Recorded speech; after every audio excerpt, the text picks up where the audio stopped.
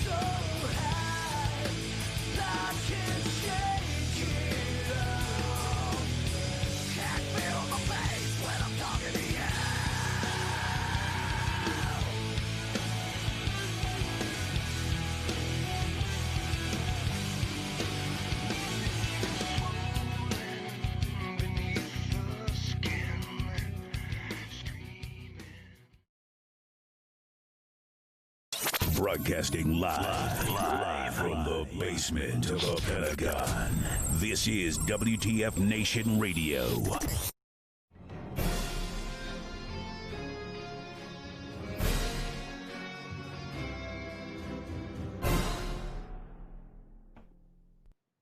Welcome, everybody, one and all. Today is September 1st, 2020, the year that just won't stop. And this is episode 28 of Pop Culture Warrior, the show where I stay up to date on all the ins and outs of what's happening in pop culture so you don't have to. I am CQ, and I'm getting a lot of feedback from my co-host. For me? Somebody. I don't know how that happened. Somebody. Okay. Let's just try this again. Take two. I'm CQ. I'm your pop culture advisor, and with me, as always, is the very own technical consultant of excellence, the voice of the unpop cultured, Mr. Radar. How are you, buddy? What's up? I'm of excellence because I'm fucking shit up over here. What are you talking about? Hey, don't. I'm like the world's worst IT guy. Somebody, I was just having a conversation with somebody about some IT stuff, and he goes, I said, hey, man, there's a bug with the thing. And he goes, nah, there's no bugs. They're just unexpected features. So that was just a new unexpected feature for the show. Yeah, when I clicked on the thing, it just started playing music. I thought I turned all that. I thought I muted all that shit, dude. You're good, man. I thought You're I muted good. all of it, and apparently now it's not. I don't know. Okay, and here's the other. I'm obviously not very smart when it comes to technology. I thought, because I told my kids have been fucking with my shit, especially their online school started today. Okay. And we bought them all their own computers. Like, don't fucking touch my shit. It's mine. Don't touch it. So then I come down here and my shit's everywhere, and there's like fucking trail mix all on the carpet, and like my shit's all fucked with again. Dude, you gotta stop letting them on your rig, bro. Okay. So, me being retarded. I'm gonna Tarantino it. I'm gonna circle back to the beginning of this. So I changed my password on my computer. I thought, and then I sat down, put in the password I thought was the new one that none of the kids knew, and no, how does it work again? God damn it. You're on fire tonight, bro. This thing just... Okay. Oh, I don't know. We're just going to... All right, here's what I'm going to do. I'm going to mute my Skype. Yeah. And I'm going to start messing with this. Yeah, you do that. I'll talk with the lovely people at home. Hey, what's up, everybody? How you guys doing tonight? What is going on? Let's see who we got in the chat already. We got Mike, we got Heath, we got Jose. What's up, Jenny, Marilyn? Hey, Peter, what's up? Hey, everybody, how you guys doing? This is gonna be a fun one. We got a couple things. First, news as always. I love to give you guys what's going on in pop culture. Secondly, everybody is buzzing about it. We're gonna retake of the giveaway, and we've come up with a clever solution. I got a lot of people telling me, hey, it's great that you want to include everybody that likes the page. But, maybe not everybody's as active, and you want the prize to go to someone who's a little more active on the page. So we devised the way that if you liked and shared the post, you're in it to win it. I think we got up to 40. I think we got up to 35, 40 people. Like 5 or 6 people got it slid in just under the wire. But yeah, so we're gonna do the giveaway. First, we'll do the news. Then we got a great interview, absolutely fantastic interview. With one or possibly 2 guys, depending on if we can get them both on. We'll see what happens. But from the Outpost movie, we had the director, Rob Lurie, on a few weeks ago, and he connected us with 2 really incredible guys. One is he's the military tactical advisor for the movie, and he's done a bunch of other stuff, and so that's great. That'll be a great conversation. And we also have Daniel Rodriguez himself. He played himself in the movie. He was a guy that was at Combat Outpost Cop Keating. He lived the experience and then went ahead and did the movie where he played himself reliving the experience. So we're definitely going to have a lot to talk about. He's got an incredible story. So that'll be part of the second hour. Hopefully we can get both of them on. If not, one of them definitely on, and talk about that. And then we'll do the giveaway. I'm super excited for it. Honestly, I'm super excited to see what is who's gonna win and what we're gonna put together. And first, I know I see Mike already put in the comments. We lost a big one this week. The Black Panther himself, Yeah, it was very, very sad to see that Chadwick Boseman had passed when nobody even knew that he was struggling with stage 4 colon cancer, and so we lost an incredible talent. Not only Black Panther, but Jackie Robinson and what was it, the Get Up movie he did, and just an incredible talent, and shot like 5 or 6 movies before he passed while battling stage 4 cancer. I mean, that's incredible. So truly a loss for the ages, and I'm sure we'll be talking in upcoming weeks about what they're going to do as far as replacing him in the Marvel universe, or not. I shouldn't say replacing him. Not they never replace him, but what are they going to do as far as, obviously you can't use him anymore as a character, and so passing that torch to someone else, whether it be Shuri, his sister in the movie, or another Black Panther character or actor. We'll see. Anyway, how you doing over there, Radar? You figuring it out yet? No. So as long as I don't get any Facebook messages, I'm fine. People stop actually everybody ping the hell out of Radar right now. That's what we're gonna do. We're gonna ping the crap out of him. See, yep, your podcast. Yep, people are clicking on it. Good job.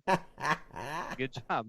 Whatever. Doesn't ding my shit. Yeah. Not my show. We can hear it on it. That's okay. Well, I'm gonna start pushing my own buttons. Here, check it out. Yeah. There you go. Every time I want to cuss, I'll just do that. that'll cover. Yeah, that'll cover it. Yeah. No, this is awesome, man. I'm super excited. So, just real quick, I mean, touch on, what did you think about the passing of Chadwick Boseman? I mean, that kind of came out of left field. Yeah, it did. It totally did, and I was really, really, really surprised about that. It was kind of a I don't know. Did anybody know? Like, honestly, like from what I kind of read, like even people who were kind of in the know didn't know. Yeah, like no, not even his inner circle. His inner circle didn't know. The Marvel actors. Now here's okay. So I wasn't gonna talk about it like that, but I'm dialed into the insider gossip and all the different scoops and whatever. There had been rumor for a while now, a couple months, about 5-6 months, that I thought was, complete crap. But the rumor was that, Marvel is considering moving on from him being Black Panther, and like they're going to bring in like Namor is going to be take his place. That was going to be his. And like, it was all this stuff. And I'm like, it didn't make sense. Like, Black Panther was a huge movie. I mean, everybody involved was big on it. Like, it won all these awards. So I was like, okay, the only way is maybe him as an actor was like, you know what? I did it. I don't want to do it anymore. I want out. Maybe that was the case, but it never seemed like that. So I always, excused all this as just people spreading gossip. But now it makes sense that as early as, 6 months ago, they realized, well, he's not looking like he's not going to make it. Like, this is the odds of him beating stage 4 colon cancer are astronomically high. So there must have been insider talk about, okay, what's the future if he's not part of it? And so that little bit of gossip kind of got out, and it just it was a shock. It was a shock just to everybody involved. Kaz says he did interviews and was very subtly dropping hints, even saying over and over in interviews, "I'm dead." Ugh. I was not aware of that. I was not aware of that at all. So that's sad. That was me. that time that was me. But yeah. All right. So let's get to some. Let's bring the mood up a bit. We'll get into some news. Let's do TV news. Whoa, that was loud in my headphones.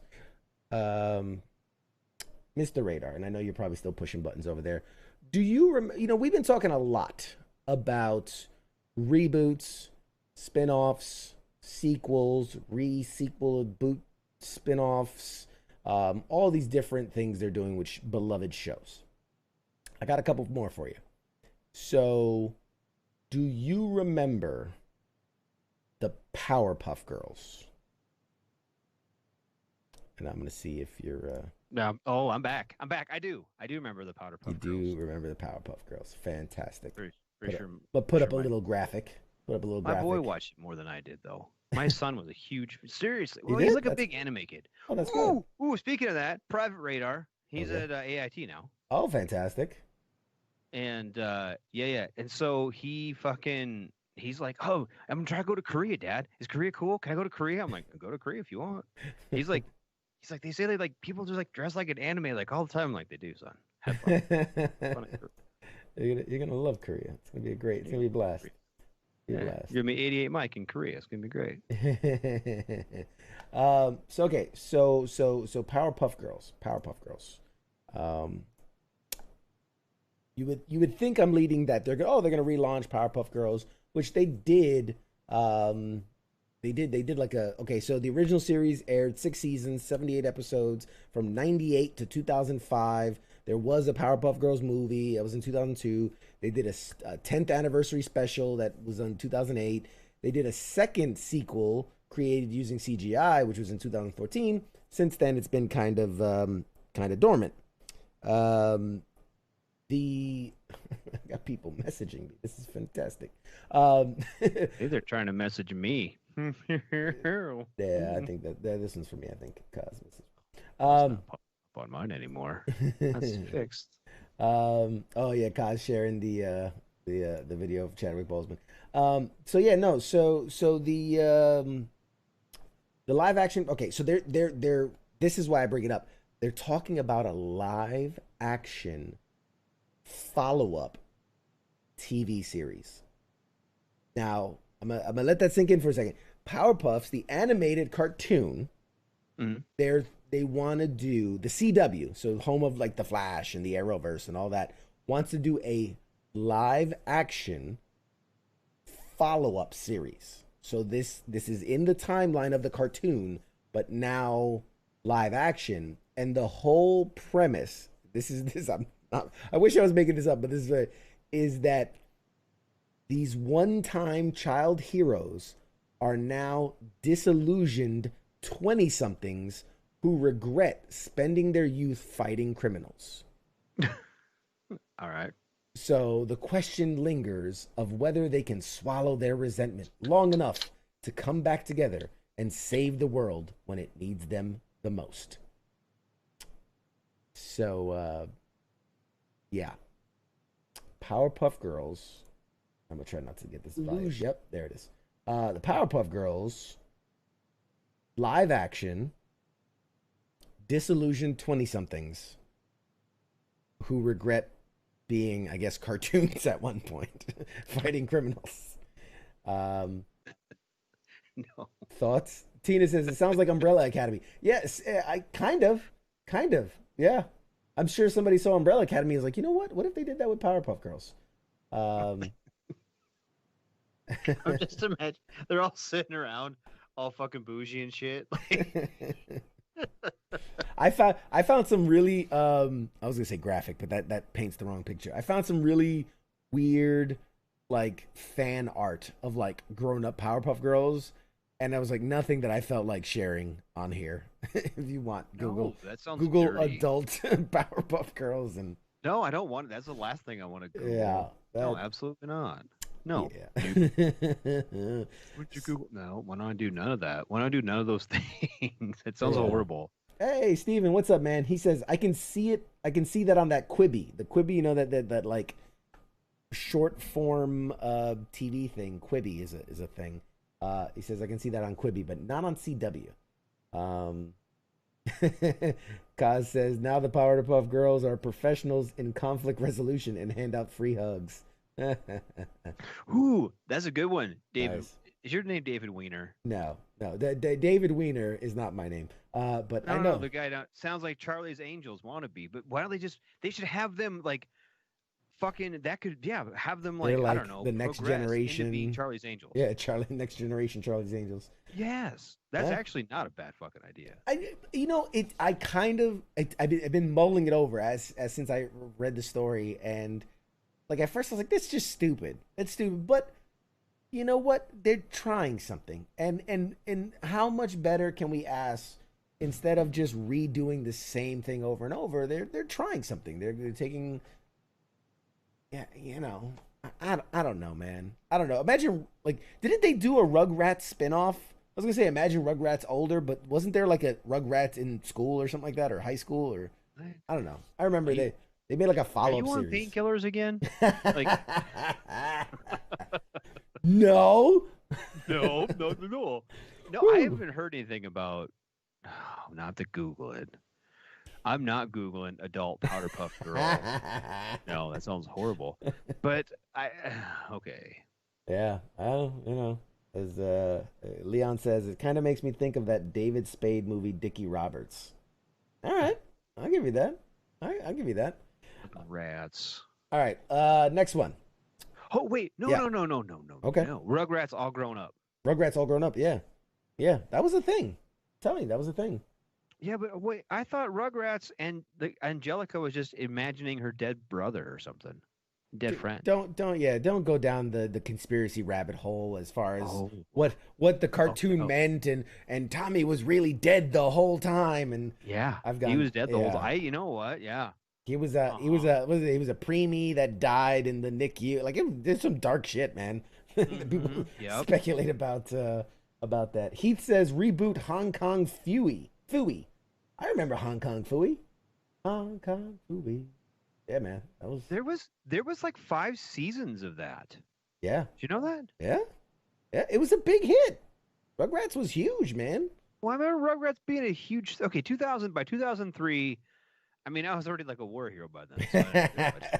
A fully decorated war hero. I had 6 scalps by then. By 2003, I'd already spent 18 months in Afghanistan, so I didn't give a fuck about Rugrats. That's why you don't remember anything. Yeah. I had collected 3 ears by then. You know. But okay. So you look at this though. Like, that's 5 years. And I think I'd heard of it for a second. Yeah. They're not marketed to you. So that's why you're not going to see it. Yeah, but they're still not super old. I mean, they're all grown up, but they're like high school age, maybe middle school, maybe. Yeah, maybe. I got more for you here. Hang on. I got more for you. Let's bring up this one. And I think Mom was actually talking about this the other day, and she was talking about the Animaniacs. Well, I've got good news. The Animaniacs are returning. Are you fucking kidding me? And we've got a date. November 20. We will get 13 new episodes headed straight to Hulu, which is interesting because they're actually owned and developed by Warner Brothers, which owns or is partnered with HBO Max. So you would think that they would have brought this straight to HBO Max, but this has been in development for like 2 years. So they had their, series order and all that was prior to the launch and the development of the HBO Max service. So for now, it's coming straight to Hulu. New run of episodes. Welcome back, beloved Animaniac characters. Pinky, Brain, Yakko, Wacko, Dot. The whole crew will be returning for the Animaniacs. And from a few people that I follow that have talked about like how the animation looks, they said it looks great. And it really does bring back the love and the joy of the original series. So we'll see. At least they're not 20-somethings bitching about the antics they used to get into when they were younger. Whoa. So that's something. So I think that'd be kind of fun to watch. All of it. No. But hear me out though. Hear me out. All right. Whenever, and this is something. Okay. We'll get back to me hating fucking Aladdin because of that. You always bring it back to Aladdin, man. Always. Yeah, because it fucking pisses me off because you don't fuck with the classics, right? Now, if they can do these and make them good, make them good. Hulu, fucking better be listening. That's the idea. But what I'm saying is, if they can make those good, it might be worth actually watching, right? I mean, yeah, I'll tune in. I got a Hulu account. I'll watch it. If for nothing else, just the nostalgia of it. Right. I remember like the one that sticks out to me, obviously besides Pinky and the Brain, because everybody remembers that one. What was it when Yakko did the nursery rhyme with all the countries, and even as a kid I was just blown away. You remember that one? Oh man, I should have pulled up the video for this. It's like Slovenia, Slovakia, Romania, Slovakia, India, Japan, and China. Like he does like the whole rhyme, and it was man, that was awesome. That was awesome. Yeah, shipwreck. Yeah, man. Plan. What do we do tonight, Pinky? Same or no? What do we do tonight, Brain? Same thing we do every night, Pinky. Try to take over the world. That's classic, man. Classic. Fuck yeah. All right, what else we They got? never got to it. Oh, that would be the best, dude. Okay, if They've they're took over rebooting the it, what world. if they actually take over the world? They have like this is it's post-apocalyptic Animaniacs where they're trying to survive in a post. And they're trying, and everyone else world. is trying to like get the world back. Yes. They've got to go back in time. They pull some Terminator bullshit. We've got to go back in time and stop Brain from taking over the world. Jesus Christ. I am on painkillers. This could actually be there's some fucking you can work with this. Oh man. I'm gonna soon Hollywood, they're gonna put the pulse on the show right here and they'll know what's up. All right. I got another one for you. Okay. Speaking of redos, remakes, re-sequelization side quests, we'll pull this one up for the audience at home. This is officially confirmed a Netflix original series, Resident Evil. So yes, they are going back to the drawing board. So there's been a lot of speculation about the possibility of Netflix developing a Resident Evil series, but they've finally confirmed a live action adaptation of Capcom's legendary survival horror franchise is in the works. Now, this is the latest news on this. According to Netflix, Resident Evil will tell a brand new story across 2 timelines. So this is the official synopsis of the show. In the first timeline, 14-year-old sisters Jade and Billy Wesker are moved to New Raccoon City. It's a manufactured corporate town forced on them right as adolescence is in full swing. But the more time they spend there, the more they come to realize that the town is more than it seems, and that their father, probably Albert Wesker, assumingly, may be concealing dark secrets. Secrets that could destroy the world. Now, cut to the second timeline. Well over a decade into the future, there are less than 15 million people left on Earth. And more than 6 billion of those monsters, people and animals infected with the T-virus. Jade, now 30, struggles to survive in this new world while the secrets from her past about her sister, her father, and herself continue to haunt her. What do you think? I don't know what to think. I always love your take on it. So right now, all we know for sure Make it good. is it's an 8-episode first season, hour-long episodes. So we're gonna get 8 hours of season 1 of Resident Evil, the Netflix original series. Make it good. I mean, that's the hope. That's the hope, is that any of this could be good. And Pete brings up a good point. I mean, what is a Resident Evil story in a post-COVID-19 world? You know what I mean? Like, how does that... I hate to say something like this, but I noticed after 9/11, I don't know if you noticed this, after 9/11, in movies that did, and you know, it was a while, right? They were very sensitive for a while. But then movies when they did like explosions or buildings imploding, like they really pulled from a place of reality. You know, something like 9/11, that's real world footage that can be used for, you know, entertainment purposes. And I don't want to sound callous. It's in the way that, like, you know, you wouldn't know what an atom bomb looks like until the atom bomb went off, right? That gives us the mushroom cloud, and now we can draw from that in fantasy, you know, in entertainment. When you watch a cartoon and they drop the bomb, it gives you that nice big mushroom cloud, that because we pulled that from reality. I noticed in movies like Cloverfield is where I really first noticed it, where when the monster starts attacking, and like all of a sudden the streets are filled with like smoke and like dust and particles. You never really saw that in movies until post 9/11, because that's stuff that we saw in reality. That when a building collapses, like the streets are filled with this smoke and this dust and everything. So all that to say, I wonder, seeing how the world has reacted to this massive pandemic, how does that change the creators of like zombie movies and zombie TV or plague shows? You know what I mean? Like how does it alter the way that we see that in cinema? Because before, when you'd see a zombie movie, it's like, they're not pulling from anything real. They're just imagining what it would be like. But now with this massive pandemic that's affected the world like it's never had before, you kind of have reality to pull from. You can make it more terrifying because we can use real life as an example. You get what I'm saying? Am I making sense here? Anyone else? You're not making sense at all. Hold on.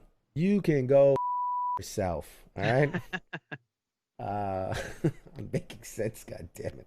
Audience, am I making sense? I know what I smell what you're stepping in. Okay. You got what I'm cooking? But okay, I get you for like some of it. Mm-hmm. Right. But we've had plagues and pandemics and all of these things before, right? We see what it does to our societies. Sure. Just this one's a little bit different because it's happening to us, right? Yeah. And we don't have people going around, bring out your dead, and all that in a post-technology world, yeah.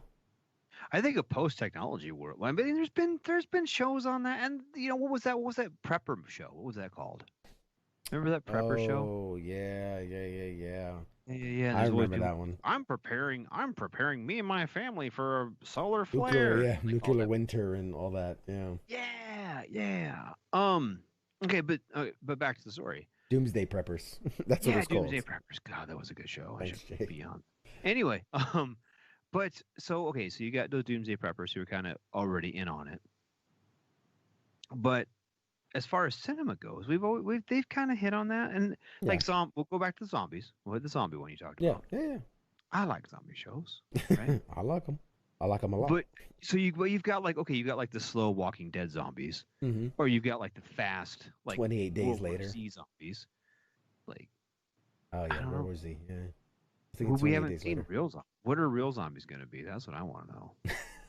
All right, now we're slipping from pop culture into sci-fi. Where's a different show?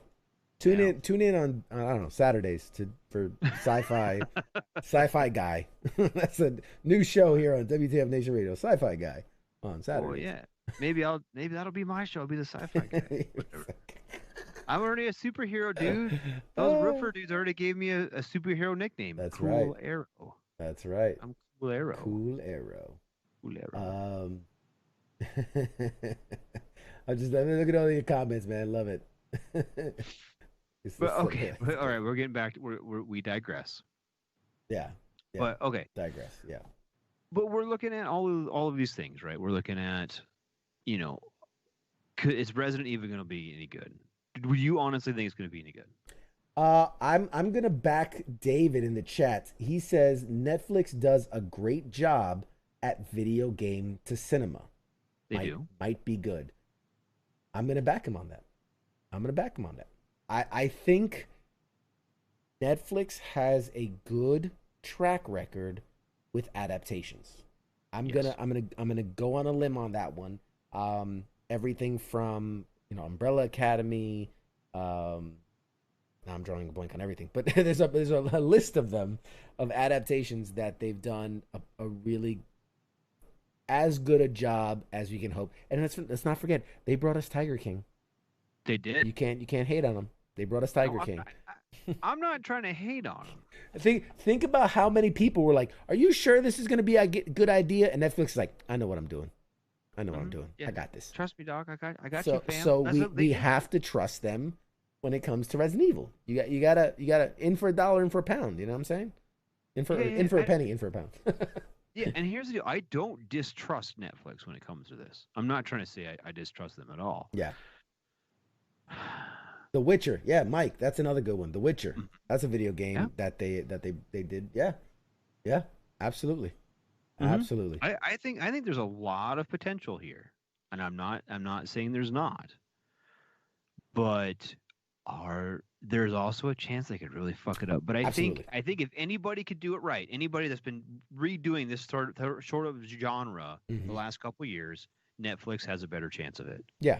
I think in their hands, I like it better in their hands than anybody else at this point. And the other thing is, you got to think they know the pressure's on. Netflix right now knows that they are on the hot seat. Everybody and their mama's coming out with a streaming service, and so they have to have the best content out there. I don't think I mean, obviously they're gonna jump in on it because of nostalgia and because they know it's got a built-in audience and all that and all this, but especially with an IP, a property like this is franchise gold. If you knock it out of the park with season 1, like, there's no end to a show like this. This is a Walking Dead. This is a thing that could go on forever. So I think they would know that, and they would logistically make it the best thing it could be. Now, there is zero information outside of what I've already read to you. That it's 8 episodes. That's the synopsis. There's been no casting information. There's no release information. So it could be a while till we see this. It could be. It's going to be for like fucking ever or some shit, isn't it? Tina says, was Lock and Key a video game? Because that show is fire. That show is great. Super underrated. More people need to see it. Lock and Key was a comic book. It was a graphic novel. It was a graphic novel. Great graphic novel. Highly recommend it. More or less like the show. Little more twisted and a little bit different. But more or less the show. Lock and Key. Highly recommend. 2 thumbs up. Sorry, what'd you say, Radar? Ooh, I'm on Lock and Key now. What's a Lock and Key? What's this? Lock and Key. It's a show. It's a show on Netflix. Okay. It's it's very good. It's based on a graphic novel, so very similar to Umbrella Academy. That it's based on a graphic novel, brought to life. Lock and Key follows the Locke, Locke, Locke family, and I don't want to give too much away, but the father passes away, and they're bestowed upon this house from his family, and they start finding these keys that do very magical, mysterious things. Hence, Lock and Key. Like it's a good show. It's a good show. Dave says live action Johnny Bravo would be freaking funny. I have to disagree with that one. I think in today's world, a live action Johnny Bravo would be shunned by everyone unless it's done up in such a way that he's literally the living embodiment of a cartoon. You know what I mean? Like, he has to be, but okay, I don't want to push buttons here. We don't talk political, but couldn't you see like Donald Trump as like an older, fatter Johnny Bravo? Yes. Like he just let himself go and then became president. Like that. It's a little too close to home for me. It's a little too. Johnny Bravo becomes president and he gets fat, and I don't know. Anyway, look what you guys made me do. This is going. I like these ideas. Yeah. Keep speaking. Yeah. Donald. At first, I really like the Johnny Bravo. Johnny Bravo like gets hurt, right? Mm-hmm. He's like a wounded warrior, okay. superhero, and so he's sitting there. He's getting all fat, like, talking about the good old days, and then like it goes back to like him being in his early 20s, like fucking doing some shit. You know what I mean? Mm-hmm. Maybe I can see this in my mind. I'm not good tonight at this whole like putting the brain into the words. Johnny Bravo. Sorry. What was that? Sorry, I'm pushing buttons. Quit pushing buttons.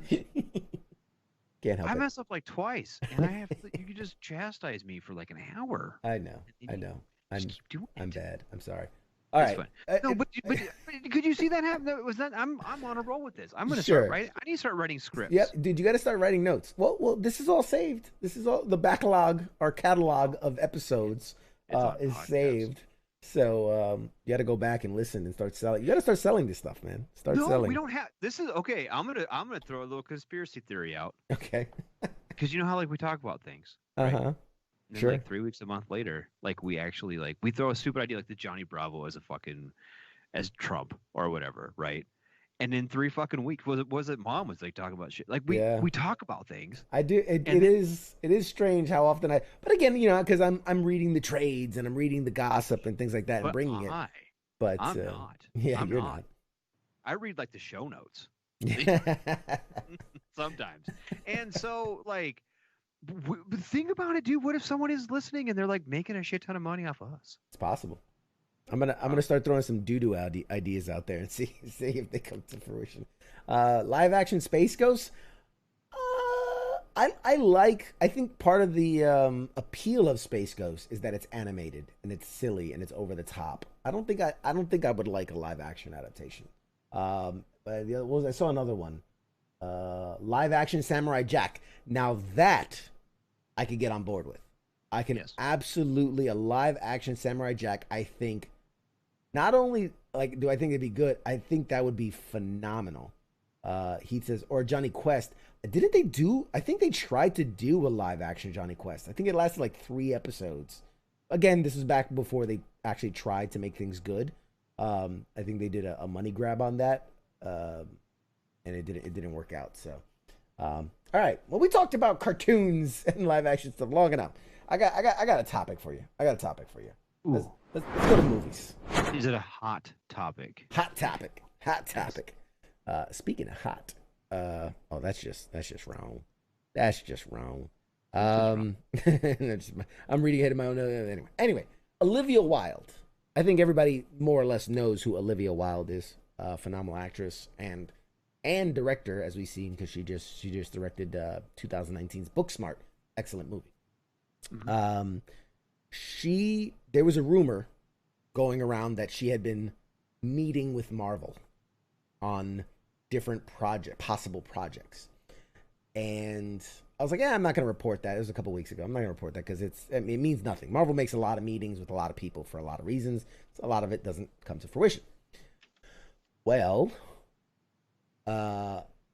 Deadline Hollywood reported that she had, this was an exclusive, that she had secretly closed the deal to direct and develop a secret Marvel film project revolving around a female character in the Marvel Universe.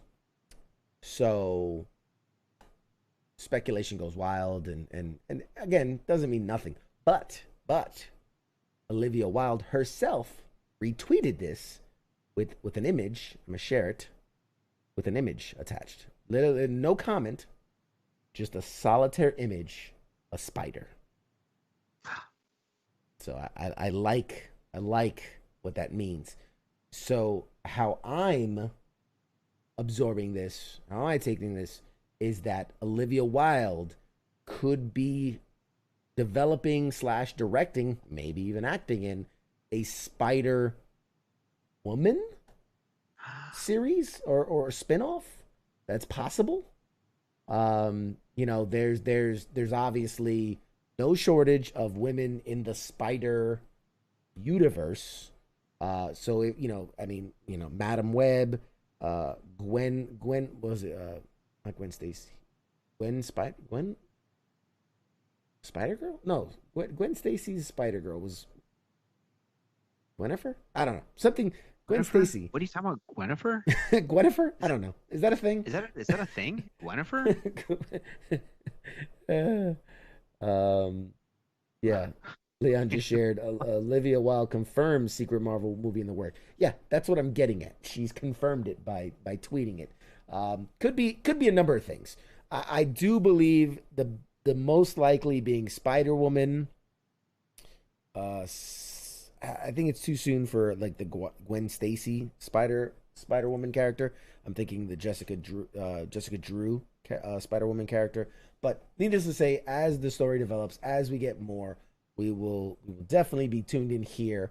I was looking through, Sony has a crap ton of Spider-Man side characters, and they've been working forever on. So a character like Silk, that's another one, another female spider-powered woman, Silk.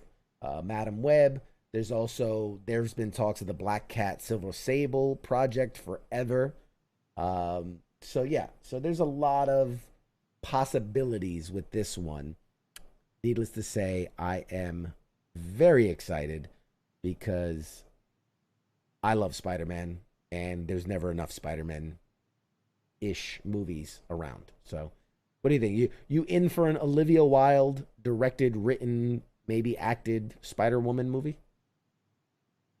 Yes. Yes, I am. I love it. I love it when it's a simple answer. Yes.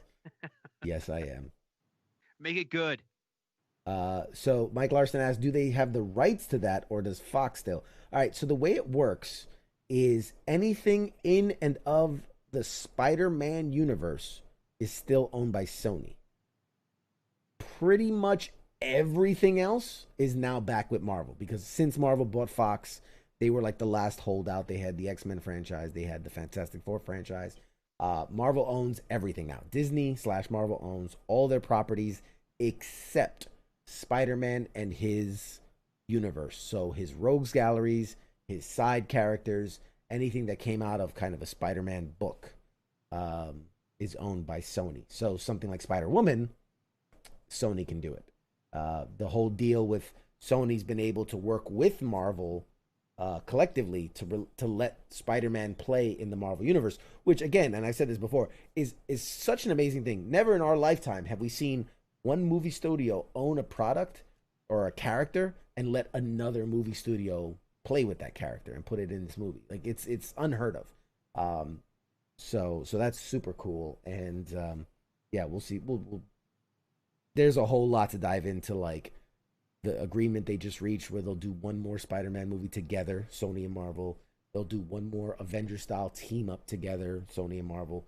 But then, like, after that, Sony really wants to develop this Spider-Man universe and do its own thing outside of the Marvel universe. So, yeah, it's gonna get a little messy in the future. But at one point, Spider-Man will no longer be part of the MCU proper and will have his own kind of universe. Because I know we're Venom 2 comes out next year, Morbius comes out next year, and they're really, there's rumors of a Kraven the Hunter movie. So yeah, there's a lot going on there. We got the questions pouring in tonight. I love it. I don't get out much. The last thing I saw Olivia Wilde in was House. Yeah, that was one of her big ones. That was one of her big ones. She was in House. She was in House. That's kind of where she became the household name. Chris says Sony just needs to get its grubby hands off of the Spider-Man universe. Agreed. I mean, they're making billions of dollars, so they won't. But yeah, I wish if Marvel had, if Marvel had all that Spider-Man stuff to play with, oh man, that would be, I can't imagine. The mind, it just, yeah. Chris says, what's the rumor going around with Keanu Reeves doing Wolverine? I don't think that's gonna happen. I honestly, I do believe Marvel is pushing hard on Mr. Reeves to do something in the MCU. Mm-hmm. I don't think it would be Wolverine. And he said that the reason that became a rumor is because he said himself that he would have liked to play Wolverine. Notice he's not saying, I want to play Wolverine. He says, I would have liked to. Like in the past, I would have liked to play Wolverine.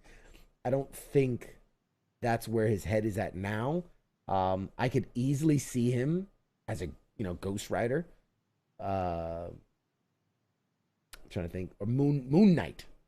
I think it might be too small of a character for someone of Keanu Reeves' caliber, but I think he'd be an incredible Moon Knight. And as an actor, who wouldn't want to be that? Because not only are you the eccentric billionaire, you're also the vigilante, very much like Batman, but he also has this personality disorder. So you're actually playing like 5, 6, 7, 8 different characters at the same time.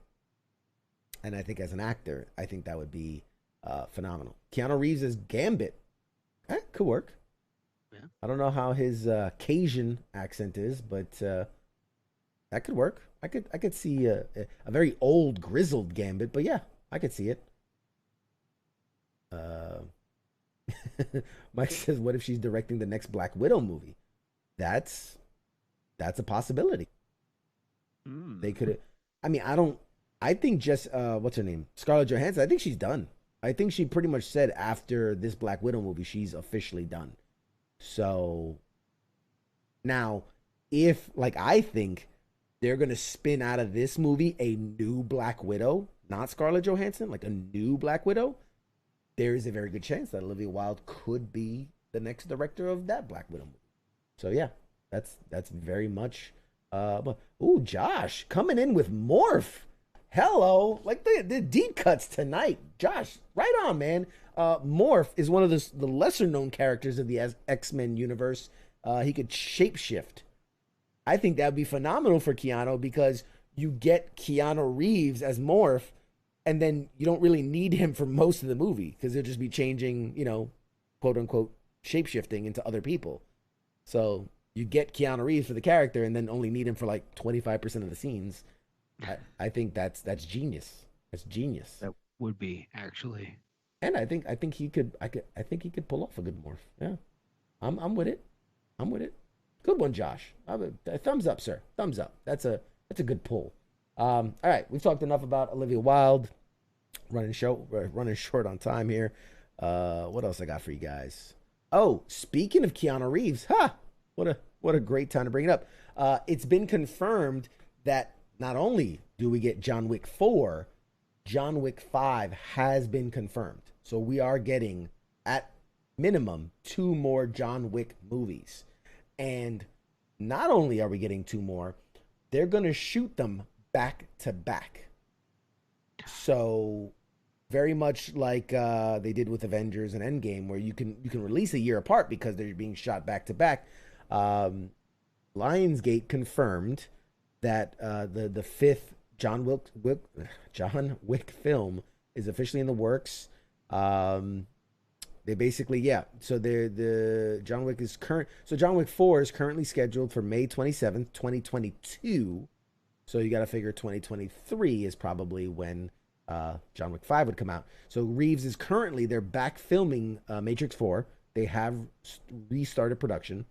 We don't know any details for John Wick 4 yet, but obviously, you know what you're getting with John Wick. You don't need a synopsis. He's a badass. He's gonna kill some people. They're gonna try to kill him, and it's gonna make $1 billion. Like that's the synopsis of the movie. This was gonna happen. So the first 3 films have grossed over $500 million. And when John Wick came out, like that was just this toss aside, like nobody thought it was gonna be good. Like it was just it was this thing he's doing.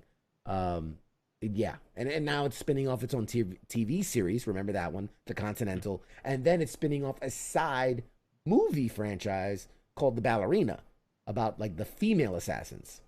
So like this dude literally, he's the Tony Stark of the John Wick universe. Like he is the impetus. He's the being that spun this whole universe into existence, very much like Robert Downey did with Iron Man. So, yeah,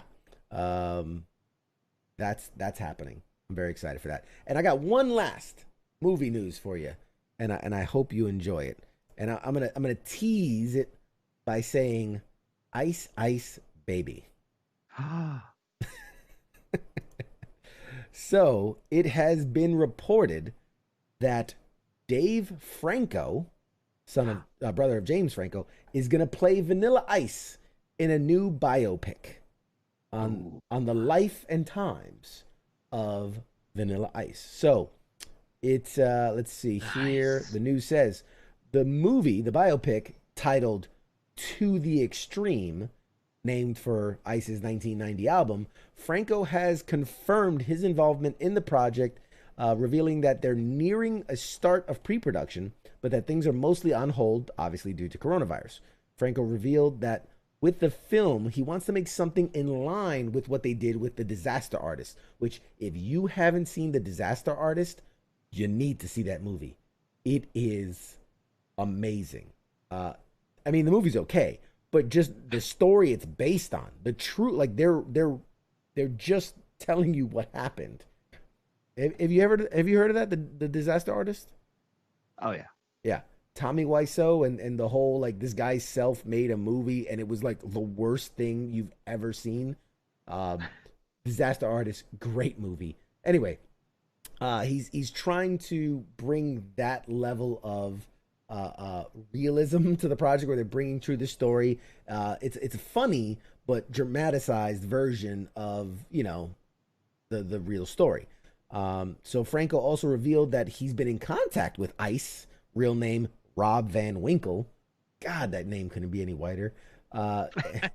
He's talked with him about the project during the quarantine. He says that Rob is such a sweet and intelligent guy, and he's been super helpful in the process of getting all the details correct and making us privy to information the public doesn't even know. Just talking to him, I can't help but think about the rabbit hole I'm going to go down to get ready for this role. And here's the log line for the script of the biopic. From a high school dropout selling cars in Dallas to having the first hip-hop single to top the Billboard charts with Ice Ice Baby, a young Vanilla Ice struggles with stardom, extortion attempts, and selling out as he makes music history. Let's not forget to mention Ninja Rap, because that happened. Go Ninja, go Ninja, go. Go Ninja, go Ninja. Okay, that's enough of that. Keep going with that. I'm super enthusiastically excited to watch Dave Franco be Vanilla Ice, Rob Van Winkle. I'm looking at the pictures.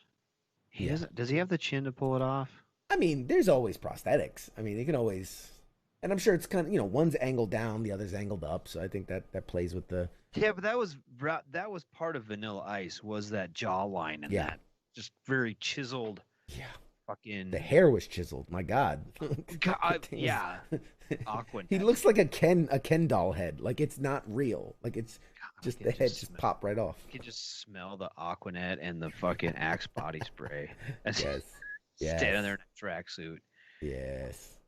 Oh man, that's yeah. So I'm all for it, man. I'm all for it. 100%. I want to watch it. And you know what? And some of these, and I don't know. I think some of these work more with actors, or with you know, there's with a couple. You know, they did the one with Queen.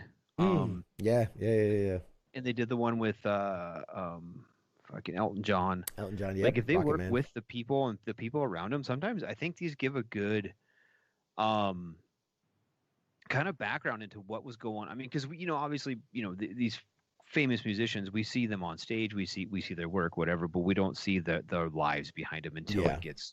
Until you see, what was it, the remember the True Hollywood Story, Behind the Music, and all those those are classics, man. Yeah, but I mean, if we can get full-length feature films of people, and on it, Vanilla Ice was groundbreaking, dude. I remember fucking it was crazy. He was. So you think about, you know, you think before about Eminem. Yeah, big, strong, beautiful man. That one right there. But no, but you think about all these dudes and musicians and actors and actresses too. They could move into that kind of telling stories about Robert Downey Jr. How cool a movie would that be? Oh man, I don't think story of him. I don't think he wants that story getting out, man. Bro. There's some, he's not. He hasn't really shied away from it. You know, he's kind of made it pretty clear that he was on the verge of being fuck up. Yeah, you know, on the verge. I mean, he did jail time. He did. Mm-hmm. I mean, there were things, unsavory things we're not going to talk about here, because he's beloved. but he's not really hidden that, though. He's kind of trying to use that as an example to others, like, hey, you can clean your shit up. Yeah. Well, here, one thing before we go to break, and I would say, Bohemian Rhapsody, the movie, was a phenomenal movie. Enjoyed it thoroughly. Mm-hmm. Was complete fake. It was completely not what happened. There have been many interviews that factually 80% of that movie has been fabricated. How they met as a band, like, even when certain songs released based on the movie were released out of order. You know, the fact kind of when and how he found out he had AIDS. You know, like just like obviously it's a movie, it has to be for entertainment. Right. But yeah, the facts of that movie were very misleading. Very, very misleading. And you know, that's actually Sacha Baron Cohen, famous for Borat, was originally supposed to play Freddie Mercury. Yes. And he was involved. And the reason he backed out is because he said they're not telling the truth. He goes, I want to play the truth. Like I want to show it like it is, show it like it was. And he goes, they're just trying to, you know, fictionalize and make it this magical, you know, thing. And he's like, and it was gritty, it was ugly. There was good times, but there were really bad times. And you know, like he's like, they're not showing the orgies, the drug orgies that they had. Like it's sensationalizing all the stuff that they went through without actually being honest about it. And that's why he backed out. And then they got Raheem Malek or something like that to play the character. But Rami Malek. So anyway, it was basically still a great movie. It was basically the whole cast of The Pacific. Right. So they got done filming The Pacific, and they're like, all right, come over here and do this one. Yeah, pretty much. All right, guys. That brings us to the end of our first hour. We're going to go on a short break. We're going to cross our fingers and hope that we have a phenomenal interview coming up. I joke. We're going to have a phenomenal interview. I'm very excited about this. Guys, if you don't know, we have two incredible people, an actor and the military advisor for the movie The Outpost, which is a huge hit, phenomenal movie. We're going to talk to them after the break. And then after that, we are doing the big surprise giveaway where one lucky person, I think out of like 35 entries, will win an awesome prize. Or a box of prizes, I should say. Be more accurate. But we shall see you guys after the break. We'll be back in 10 minutes. Shots.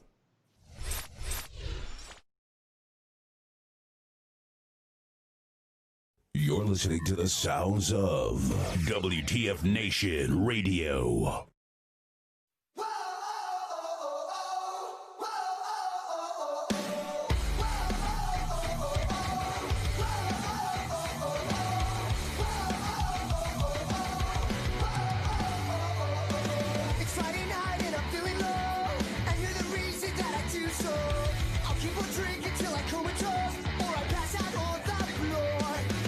You got me staring out the window.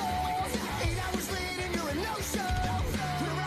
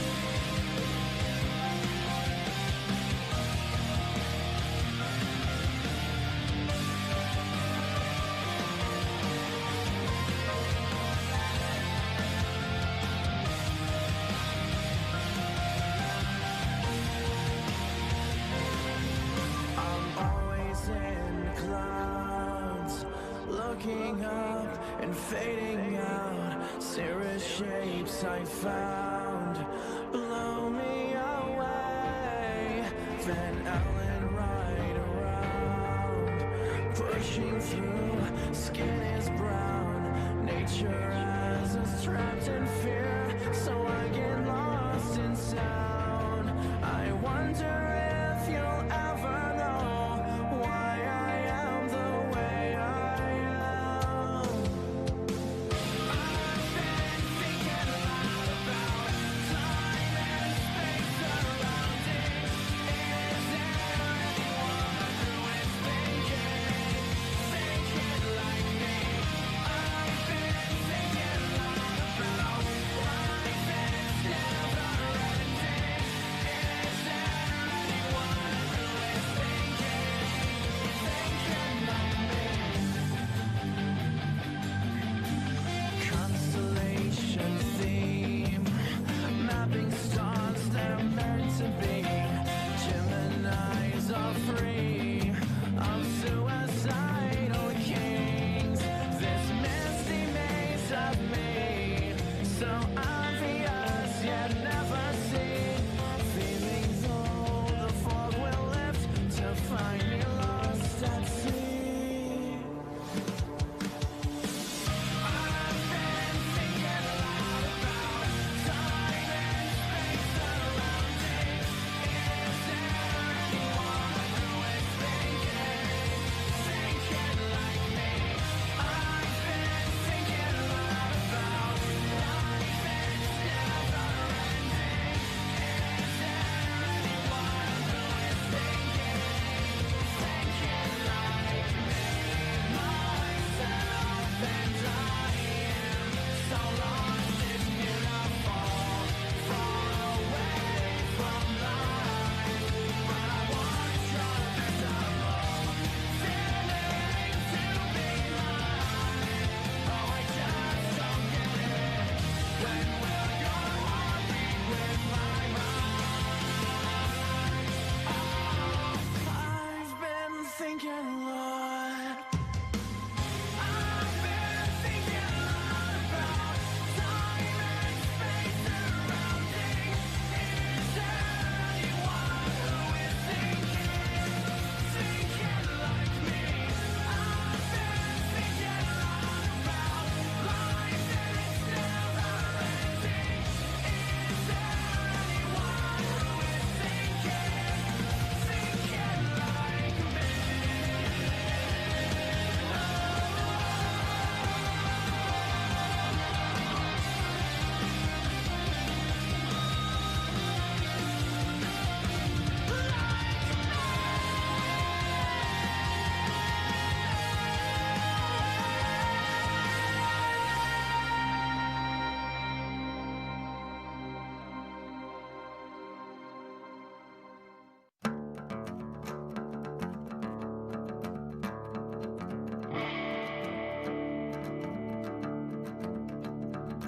I stood there in that middle of church with a bottle of gin in my hand.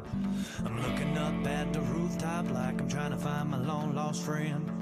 My days turn to nights, my nights turn to weeks when you're living life on the road. I'm halfway back to New Orleans with a few more drinks to go. I said, tip 'em on back. Well, let's tip 'em on back.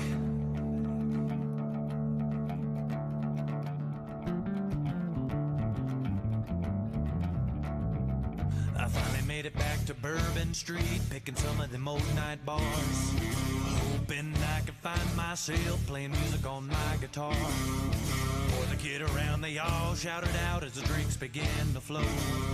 I pulled out that old guitar, then I showed them how to do-si-do. I said, tip 'em on back.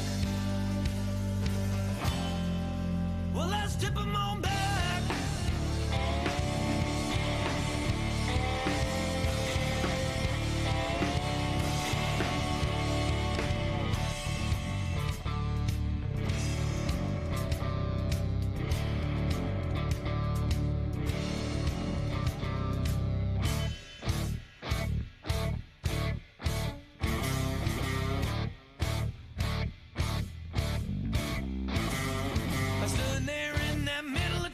with a bottle of gin in my hand. Looking up at the rooftop like I'm trying to find my long lost friend. Days turn to nights, but nights turn to weeks when you live a life on the road. Halfway back to New Orleans with a few more drinks to go. I said, tip 'em on back. Well, let's tip 'em on back.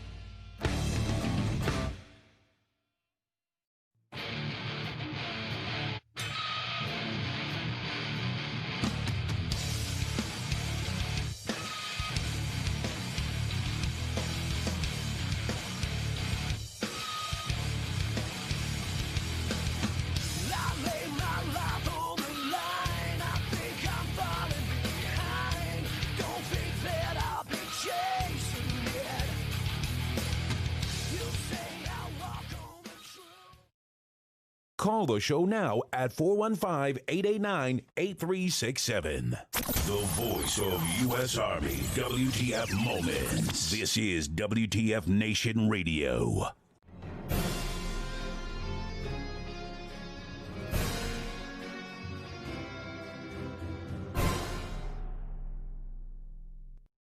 Hey guys, welcome back to Pop Culture Warrior. I'm your host CQ as always.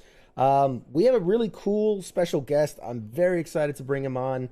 Man, I don't even know where to start. A military veteran. We're gonna get all into it. He is, we had Rod Lurie, the director, on a few weeks ago for the Outpost. He was kind enough to recommend us this gentleman. He was the military, tactical advisor for the movie, and does a bunch of other stuff. So I'm so excited to get into it. Our special guest today is Jariko Denman. How you doing, buddy? I'm great. Thanks for having me on. Yes, this is very exciting. We are live. We are live right now. We've got a good decent amount of folks watching, and I'm going to keep an eye on the chat so that way if you guys have questions, by all means, go ahead, flood them through, and we'll try to get to all of them. But first, let's I did my homework. I researched you a bit. I like to research the guests and get to know them a little bit. But I know you were born in Washington D.C., military brat. Grew up around the world, and you joined the Army. I want why don't you give us just kind of a quick glimpse into because primarily a veteran audience, military audience. So share a bit about your military experience. So my military experience, it started like you said, it started when I was a kid. My dad he did 23 years in the Army, retired a first sergeant. So he was in the Army until basically I graduated high school. And then for me, I joined, I did delayed entry program straight out of high school, left a couple weeks after I graduated from high school. Joined with, I think it's called an option 40 now. Back then it was RGB 4, which is a Ranger contract. So I went to Fort Benning, did basic, AIT, airborne school, and then went to RIP, which is now called RASP. Banged that out, and then I went to 2nd Ranger Battalion up in Fort Lewis in Washington, and spent basically I spent from E2 through E7 there at 275 in Washington. I left for 1 year briefly to go be a RIP or RASP cadre. Did that for a year, but other than that, I grew up, in the same unit for, like I said, through E7. Then I went, I did my platoon sergeant time. Then I went down to the regimental headquarters at Fort Benning. I worked there for a couple of years, doing kind of odd senior NCO jobs. While I was there, I made the E8 list. And then I went to 175 in Savannah and did some staff time and my first sergeant time. And then for my kind of twilight tour, I left and taught ROTC at St. John's University in Queens, New York. And then I retired about 3 years ago. Wow. That's, well, thank you for your service. Obviously, that goes without saying. And in all that time, I mean, you spent a good fair amount of time in Iraq and Afghanistan, right? Like 15 combat tours, something like that. Yeah. I did, 15 tours of, like a Ranger Regiment tour. So sometimes when I tell people that, they're kind of like, what? Because, most people do a year, but, our pumps were a little shorter, right? Shorter, but more frequent. So yeah, just about 5 years total being deployed to Iraq and Afghanistan. Good. over the years. Whew. Yeah, I know that's not easy. I did 15 months in Iraq, my first tour, and then 6 months out of a year in Afghanistan, my second tour, and that's when I got shot in the famous Afghanistan valleys. So obviously the reason that we asked you to be on the show today is, like I said, we had director Rod Lurie on and praised you highly for the work that you helped do, or the work that you did to help bring that movie to life. To give a better understanding, I mean, what do you do? You're a military tactical advisor, right? Is that, I want to make sure I hit the right terminology for your role. Yeah, well, it kind of depends on the production, but I was, the military tech advisor on that, along with a few other people, but I was kind of the main guy. Being as that we had tech advisors who were actual veterans of the battle, obviously, but they couldn't be there for the run of the show, and also for me being kind of the lead, it's after you've worked in the film industry a little bit, it's kind of taking the technical things that you get from guys who know the story in and out, all the little technical things about the specificities of their unit and things like that. I kind of helped in putting those in movie language so that they were they were used to the best of their potential. Gotcha. As well as I do, like watching military movies, there's things that you have to right. You have to get and take with. And so for me, it was kind of educating a lot of those guys on that stuff, and also making sure that the filmmakers there, like filmmaker. I'm a filmmaker, damn it. But the filmmakers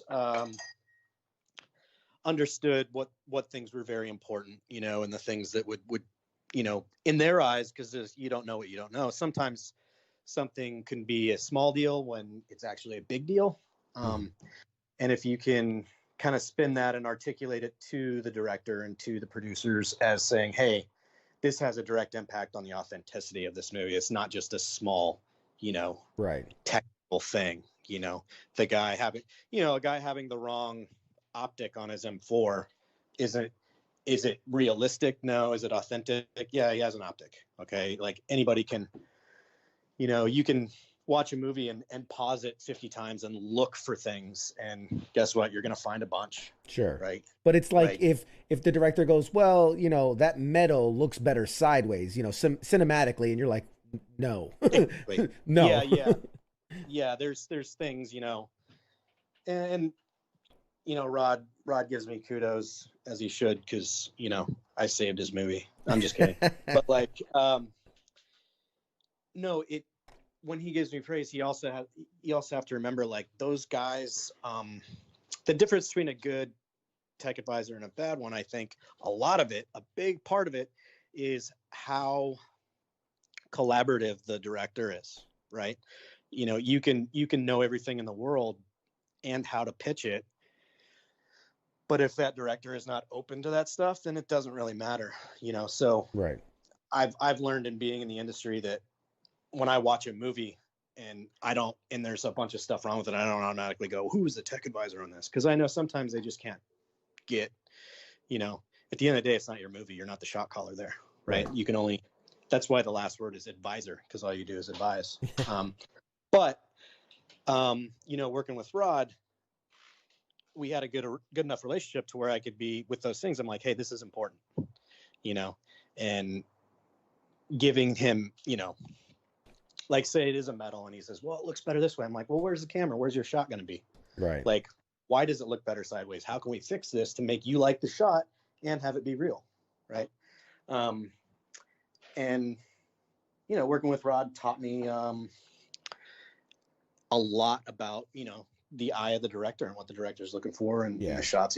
They're all different, but it's important when you do that job to understand that it's somebody else's vision, it's somebody else's baby, right? And if you just come in and go, this is wrong, this is wrong, this is wrong, you're not going to really make a lot of money, and you're going to end up just being the boy who cried wolf, and nothing's ever going to get switched. Right. Now bad on me, we jumped straight from your military service right into the Outpost.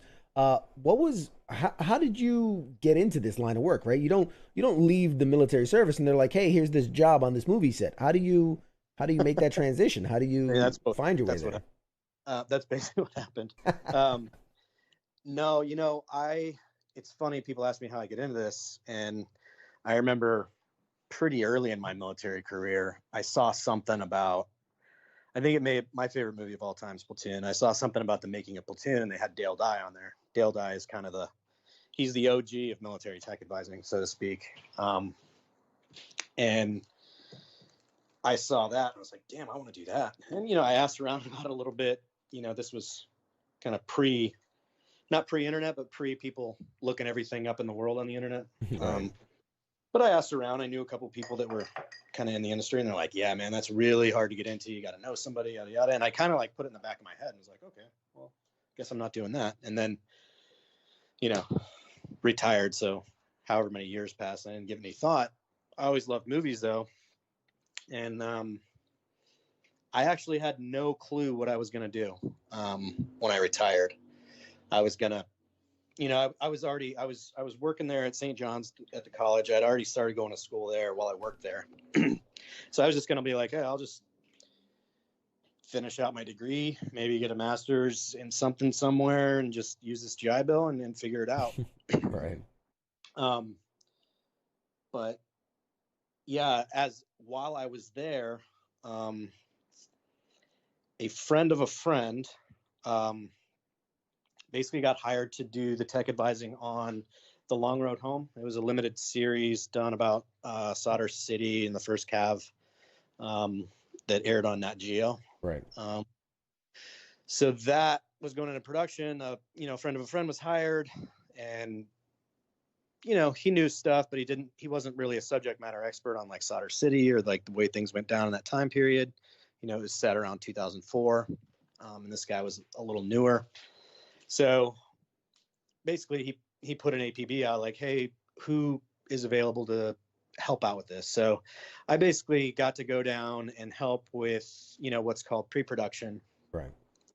Pre-production is pretty much all the logistics getting lined up, wardrobe, props, weapons, training the actors, going through this, the screenplay a bunch of times, making all the necessary switches, stuff like that. So I went down there to do very, very technical things, not really filmmaking stuff. Right. But while I was there, I kind of proved my worth, and they saw the value in having more than one. I mean, it was a huge, huge production. So I think they saw the value in having more than one tech advisor. So they let me stay on for the run of that show. And then even then, when that was over, I was like, hey, that was a really good time. I don't have any idea how I would stay in that or how to make a living doing it. So I kind of kept my my previous tentative plan there to like just maybe go to school or whatever. And then I went on a long trip after that was over. One of the things I wanted to do when I retired was backpack Europe for an undisclosed period of time. So I did that for about 10 weeks. And when I got back, a friend of that guy was doing another movie, and he said, "Hey, I need somebody to come help me out with this." And word of mouth spread. And then through that,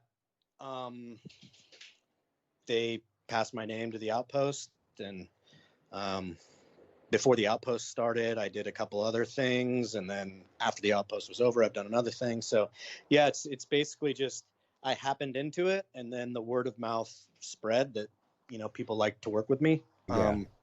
Well, like so- anything, if you're good at what you do, if you enjoy what you do and you bring value to what you do, I think opportunity finds you. Yeah. And it's planting those seeds to, like you said, people valuing you, Yeah.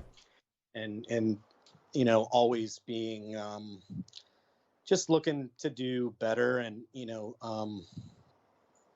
also realizing every time in this industry, whether you're an actor or director or whoever, every job you do could be the last one you do. It's just kind of the Right. weird way of the world you have to kind of get used to. It's very much contractor work, If you do a good job, you get passed on, and if not, then you're hung out to dry. Yeah, it's an interesting world. But what helps is being retired, being a disabled retired dude, that I'm always going to have enough money to pay my rent and eat top ramen. You know what I mean? So There you go. if there's a years long drought of work, I'm not super worried about it. So. Right. If there happens to be a pandemic shutting down productions, you're not hurting, huh? Yeah. But I mean, the pandemic brought it made me, kind of kick the rust off my writing bug, so I've been writing more and stuff like that. So yeah, I think, in addition to doing the tech advisor thing, I'm also trying to, write and produce and get some things humming of my own. Absolutely. Because like I said, when you're a tech advisor, you just advise, right? So after a while, anybody who's like a high performing person is like, man, I really want to do my own thing. So I'm the person that people are advising, and, that's not to say I want to skip the line and, be a director next year. I know it's going to be, maybe in 10 years, I'll have enough experience in the industry to be doing that kind of thing. But it's definitely on my radar. So it's something in my downtime when I'm not working, I'm reading everything I can get my hands on. I'm listening to every podcast I can listen to about, filmmaking and all that. So, right. And I'm all for, I think, veterans in the arts. I think it's a segment of the population that, I think pre this time, they go back to Vietnam and that era and the following era, Desert Storm, even veterans weren't coming out and utilizing their skills in like the arts. It just wasn't happening. And I think that a lot of veterans, the things we see, the things we experience, give us a different perspective than most have. And utilizing things like the arts, I've seen, people that get into painting, people that get into stand-up comedy, people that get into writing and producing, all these different things, and can really tell a story that, unless you've been there, you just really can't tell. So I'm excited for you to get into that, because I'd love to see what you do, and really give, the people at home, check out, what was it? We were just talking about it. Coffee or Die magazine. You're a contributing writer and wrote this amazing piece on Memorial Day and what it means to you, and a little bit about your story. And it was an incredible piece to read. And then also I saw another one where you talked, another military advisor and kind of his work with extraction. And that was a great article. So people need to go check. Something I've seen, unfortunately, in this industry, like some veterans have also done the thing that, most people, they live up to the stereotypes of the Hollywood thing, and it's kind of like, dog eat dog and all that, and I never want to be that way. So Right. as much as I can help,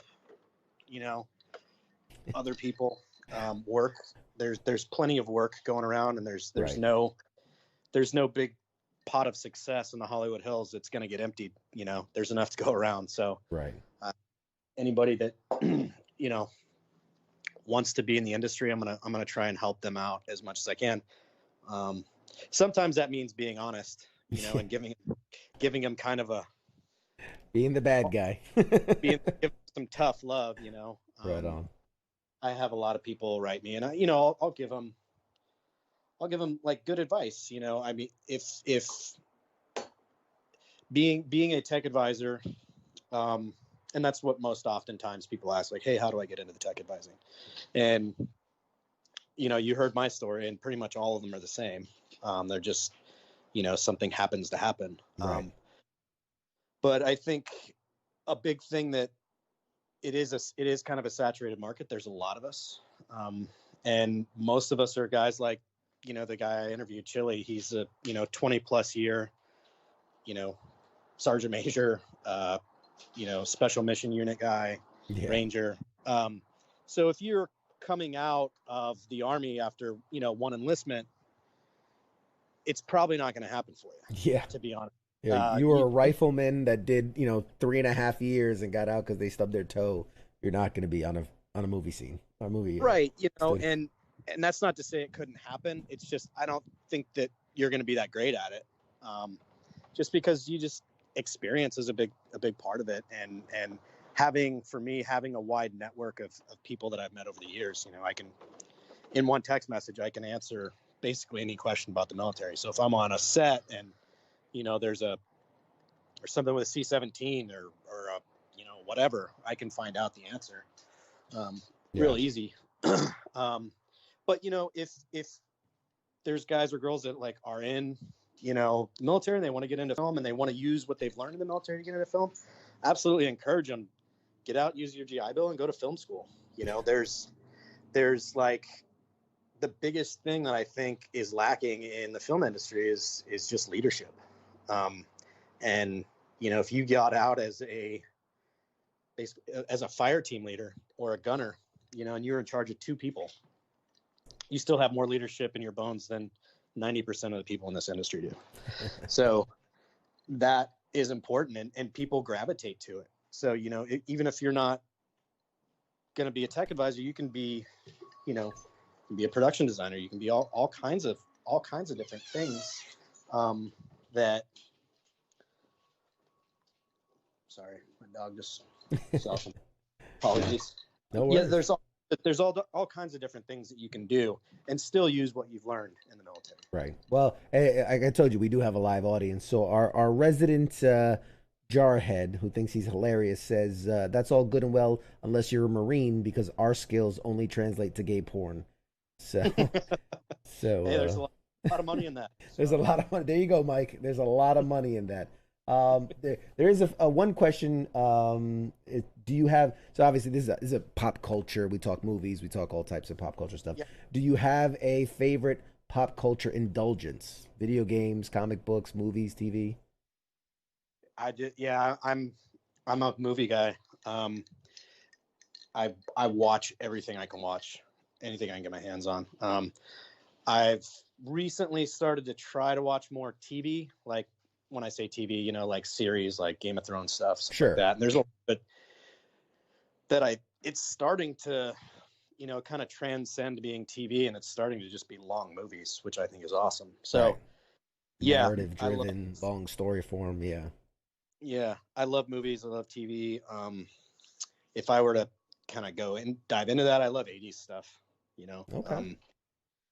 Anything made in the 80s is pretty awesome to me. And then obviously I like war stuff. Military related stuff is my wheelhouse, and that's what I really enjoy, especially when it's done well. Yeah. And I think we did you a disservice because first, we obviously talked about the Outpost, and you kind of alluded like I did this other thing and some other thing, I think, but pulling from, the internet, which has all the right answers, I'm going to take a shot in the dark here and you worked on Mile 22, which was with Mark Wahlberg in 2018, and it seems you did stuff with Project Power, the one that just came out for Netflix. Yeah, that's incredible. What was one at a time? Like, what was it like? Doing the work with Mile 22. Mile 22 was great. It was kind of it was the first, big budget on a stage thing I did, and kind of where, my name was on the blame line. So it was great. It was a lot. Like I said, The Long Road Home was a limited series, still a good budget, pretty normal, but it was, shot on location on Fort Hood. So it was like not a studio. So there was a lot of like little things about the movie industry and about the way things work on a set that I didn't really realize. And then I did Mile 22. I was like, holy hell, man, this is like trial by fire a little bit. Like the varsity up here. Right. So, but it was great. With more responsibility come more resources, so like infinitely more, time to work with people, and stuff like that. It was awesome. Peter Berg was the director. He's a fly by the seat of his pants kind of guy, not in a bad way. He's just whatever pops into his head. He's like, let's shoot this, let's shoot that. So, it helped me, really learn how to move people for the camera. So, after you train them and stuff, you're kind of trying to walk them through these scenes that get blocked out, by the stunt dudes. So having to walk, the principal cast or their stunt doubles through all these scenes, it was cool. And it was also, I think the big thing that was great about Mile 22 and Project Power is they're not true stories. Right. Which makes it a lot more fun. Right. A lot less nerve, like making sure that, I got it just right, for authenticity's sake. Yeah, exactly. And there's authenticity in those movies, but it's also, man, it's a fun action movie. Like it's going to have some stuff in there that like you can't whine about something not being realistic when there's a dude that takes a pill and catches on fire. Right. So Right. You get to have a little more license, like, and get a little more sexy with the gun work and get a little more sexy with, the way people move. And it's a lot of fun doing those. Yeah, you don't have to worry about reloading every 6-7 shots. Those. Yeah, love those movies where they have like unlimited ammo. You never see them reload ever. I know. You know what? Every time someday, man, we're gonna have a lot of, because I'm like, man, it looks like, for instance, in Mile 22, there were some, like 3/4 of the stuff you shoot ends up on the cutting room floor, right in the edit. Right. Just depending on which, and you shoot coverage, so you'll be from all these different directions. So maybe like a really cool move, like in Mile 22, this like really awesome, like kill and then reload and then back up on the gun and another kill that Ronda Rousey did, like totally didn't make it into the movie. And man, not only is it like a cliche that people don't reload in movies, but like this one was awesome. It looked so dynamic and cool. Right. So, I think reloads can look really amazing. I don't mind that like people seem to have unlimited ammo, because in my mind I'd be like, maybe he reloaded between scenes. The cutaway. Yeah. I just think they look awesome right when they're done well. So that's why I want to see them. Yeah. Well, I think one of the movies that made reloading sexy is like John Wick. Like when this dude reloads, you're just like, oh, that's hot. That's fucking hot. More people need to do. Do you watch movies like that and you go, oh man, okay, I like what he did there, or I can see where that's not Keanu Reeves. That's not a move he would know. That's somebody told him to do that, and like I like what they did. Yeah, and you know what? Sometimes I can even like I'll watch a movie and I'll be like, oh, I bet so and so did this. Like I see it. It's like a signature. It's like a signature of their work. Yeah, just because of the way they move. If it's a team guy, they're probably going high port. If it's an army guy, they're going low ready, or mixes of them. Just little things. I'll be like, oh, I bet this guy did this or this guy did that. Right on. So yeah, I absolutely do. Yeah, and there's some things I don't know everything. So I'll still I'll still go to shooting courses and trying, because the other thing is you got to stay, you got to stay up with the new hotness, right? Right. I know when I see a movie and there's a contemporary guy using, a forward pistol grip on his M4, and it's like, ugh, no one does that anymore. So it's like, I don't want to in 5 or 10 years from now, when I've been out of the game for a while, I don't want to be that guy that's like pushing, grandpa stuff. Is part of the job, like you said, staying, up with your shooting and things like that, but like going to like the trade shows, seeing what like future tech is out there, things like that. Yeah, absolutely. I go to SHOT Show every year. And I have a few friends that are very relevant in that, that world, the kind of the tactical industry with uniforms and armor and tech and all that stuff. So yeah, I think that, that's kind of a part of my job is ongoing education in those things. And yeah, I go to everything I can. It's funny though, because I was never like really a gear guy or a gun guy. Right. When I was in, it was part of my job. Yeah. Tools of the trade. Yeah. I've never been a real big geardo or a gun geek or any of that. So I'm more into it now than I was when I was in the military, just because I want to be able to, yeah, it's a write-off. It's work. yeah. And, yeah, it's interesting. And, it's fun to try, the friends of mine that are in those industries, it's fun to try and get their stuff in movies, to help out their, right. Their business or their whatever. So yeah, it's very much so. Yeah, I get that a lot, knowing, I was in the infantry, I was airborne and did all these combat deployments, and people always like, oh, what guns do you have? And I'm like, I'm just not really into it. But what? Like, you were in the military and this. I'm like, dude, when you're in and you're rocking the 240 or the 249 or 50 cal, coming home and having a bunch of pistols just doesn't do it for me. Like, I don't. Yeah. And going to the range. It's like, yeah, it's funny. A story, like, have you ever heard of a gun called a Kasul? No, I don't think I know the Kasul. Yeah, I hadn't either. So Peter Berg, the director on Mile 22, he's telling this story about when he was an actor and he was shooting these. It's like a bear gun, right? It's like this huge caliber round that shoots out of a revolver. Okay. He's telling a story, and I'm like the military guy, so he's like, I'm shooting Kasuls. You know what a Kasul is? I was like, no. He's like, you don't know what a Kasul is? Like, no, man. If it wasn't in the arms room, I don't really know what it is. Right. It wasn't issued to me. I don't know. Yeah. And then I actually went to SHOT Show, and there was a Kasul booth there, and I was like, oh shit, here we are. And I sent him a picture. He's like, yeah, finally you find out. I'm like, dude, we weren't like hunting bears with revolvers in Alaska. So yeah, this wasn't a star, man. Yeah, you got to know every hunting knife out there. You've got to know, the bow techniques, like a crossbow, a trebuchet. Yeah. You should know all this. You should know all these things because you were in the military for a couple of years. Yeah, I mean, if it's got a, if it's ever been in the inventory, I'm familiar with it. But right, some bear hunting pistol, no, I'm not. I'm not up to snuff on that. So one of the questions in the chat was, and I think we touched on it a little bit, but when you watch those war movies, like, do you, because we're all guilty of it, right? The veterans that like we spot, oh, that's wrong, flag's upside down, it's on the wrong sleeve, blah blah blah. But do you also catch the tech advisor mistakes where you're like, man, a guy should have told them, to fix this or that, they're doing the wrong style or things like that?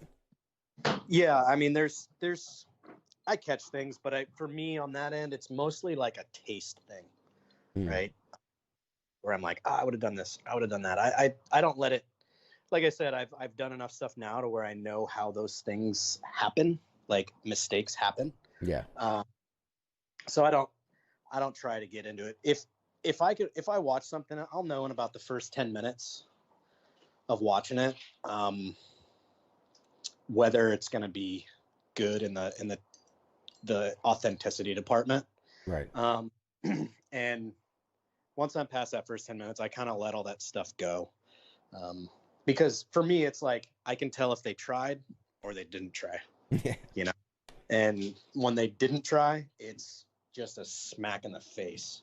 Yeah. And it, you know, also, and I tell the people I work with this, that lack of attention to detail in that realm, it carries over into everything else. Like, usually when there's a movie that's got terrible attention to detail on the technical military side, it's usually going to have poor performances too. Sure. It's usually have less than great writing. It's I mean, I can't think of, maybe you can, a war movie that is like critically acclaimed as this great thing, but is garbage in the authenticity department. Right, exactly. That it's in the military, right? It's like we hound the small things, because if you do all the small things right, it equals to the big things. You know, Exactly. It works its way up. You know, if you're complacent about the little things, that's what gets you killed. Yeah, it was one of the first like mentoring things I had with a senior NCO when I was like a Spec 4, my platoon sergeant. I mean, this was pre 9/11 by a long shot, like 98, and we were out, and this is old school Ranger stuff, back when we just did stuff just to do it, just to show we could. So, Right. you know, we're out in the field, and you know, back then, no one wears snivel unless everybody's wearing it. Right. And I'm wearing this little neck gaiter thing that I bought, like civilian, like it's like tan, totally fits. It's within the standard. If you read the standard in my platoon sergeant's like, hey, why, you know, more colorfully, why are you wearing that? Mm-hmm. And I was like, well, I thought it was within standards. And he said, yeah, it is. But, you know, you do that, you do this, you do that. Pretty soon, we were in first platoon. He's like, pretty soon you got third platoon. I was like, oh, yeah. It was kind of like the first time I really realized why in the military we pay attention to all these little things. Yeah. And I tell that story to, when I do a job, I'll tell that story to whoever kind of my first line supervisor is, whether it's the director or the stunt coordinator or whoever it is. I'm like, that's how I think, just so you know. So like, I'm going to tell you every little thing. Right. Yeah. I'm not saying you have to change it, but I'm going to tell you everything that's wrong. Yeah. I'm not giving it to you as a problem. See something, say something, right? Yeah. And I've come up, well, I got this from my business partner. His name's Ray Mendoza. He was a SEAL, and he developed this word from his work in the film industry. He calls it the creep. Right. He's like, yep, one little thing. So he's like, don't, you know, when he was kind of mentoring me when I was new, he's like, fight everything, you know, because once you start letting stuff go, it adds up. There's a creep there, and that complacency.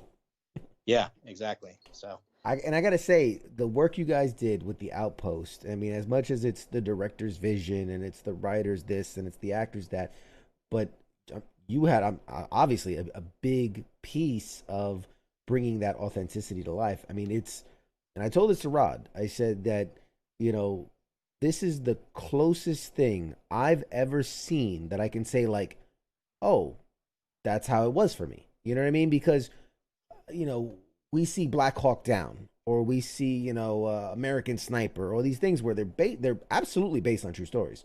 And people are like, oh, is that what it was like? And you're like, yeah, I mean, I wasn't a sniper by myself, but sure, it was kind of like that. And I was, you know, I wasn't in a Ranger bed doing Somalia, but yeah, it was kind of like that. Like, this is the first thing where I can go watch that movie. 90% it was like that. That was it, you know, for me, as far as my deployment experience, the combat experience, all that stuff. So huge kudos. And I think the movie's doing phenomenally. I mean, it doesn't need my endorsement. I think it's doing phenomenally well. But it really is a testament to the work and effort you guys put into recreating that experience, right down to, and I even said it, the scene where they were burning the shit. I'm like, oh man, that takes me back. Whew. Yeah. Well, that means a lot, man. I'll tell you that I was a huge pain in Rod Lurie's ass, and huge pain in basically everybody there's ass. And it was a rough one. Like I said, it's sometimes not super fun working on things that are true stories, because I took it personally, right? I wasn't, in that unit, but Yeah. I know guys who were. I talked to a bunch of the vets before, and basically said, "Hey, what are the things that are very, very important to you?"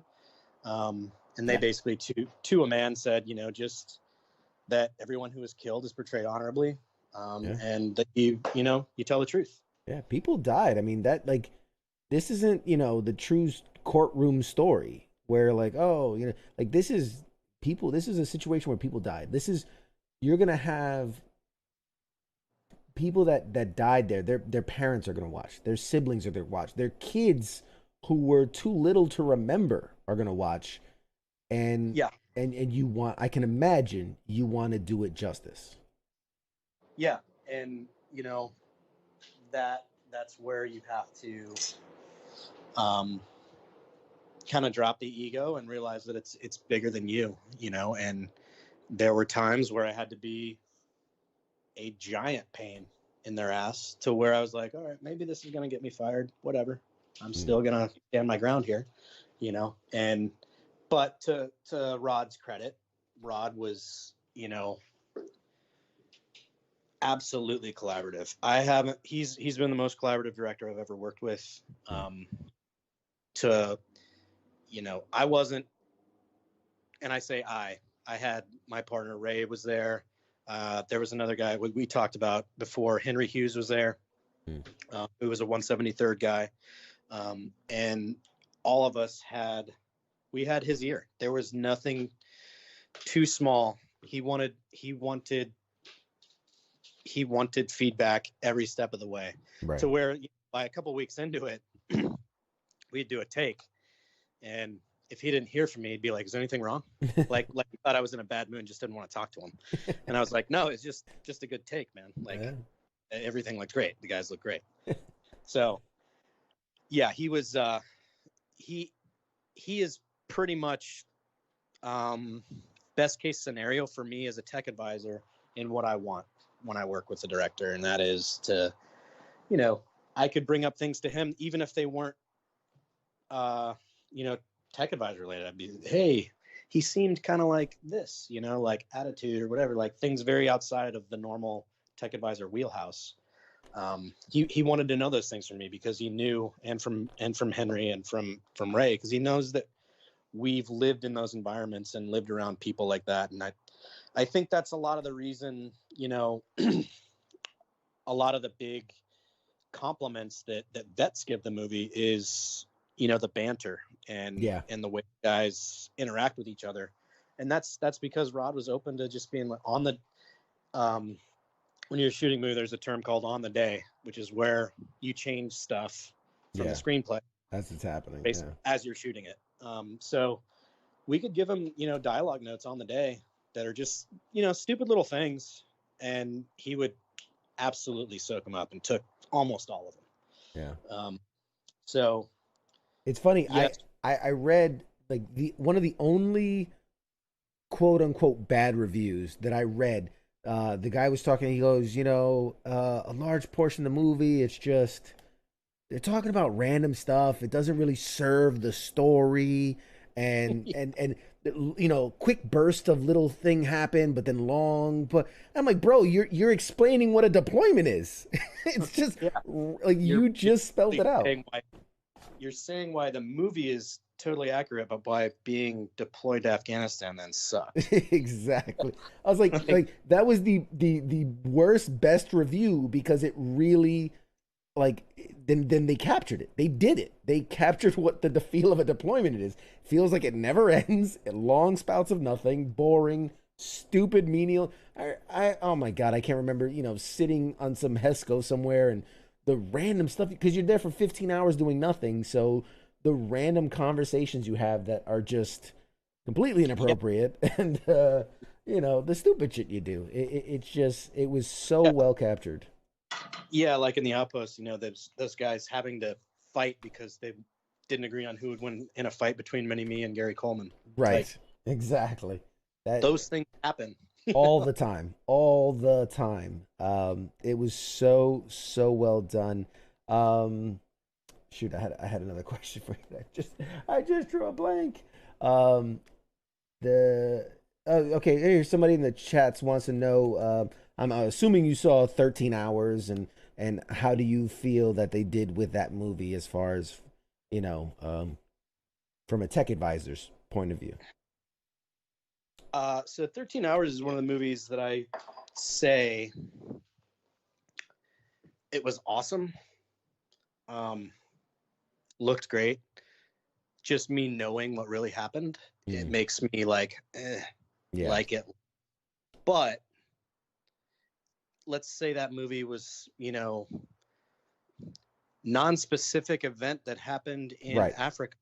Yeah. Then I'd be, yeah, man, that movie rocked. That was awesome. Okay. Yeah, but I thought it was great. I think all the guys were trained up well. They looked really good with their guns. From an entertainment perspective, from a professional's perspective, it was great. I was entertained, right? And also, you know what, man, that's at the end of the day, that's what movies are for, right?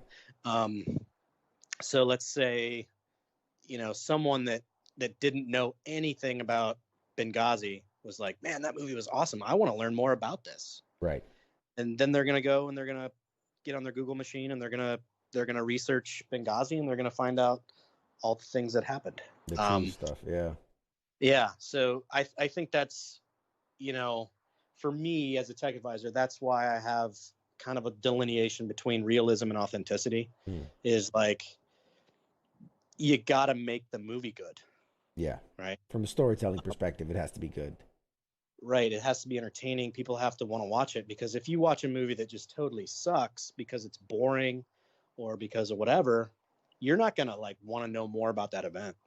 Right. If you're absolutely captivated by it and by the characters and by the way the story moves, you're going to be like, man, I'm going to go and look this up. What happened here?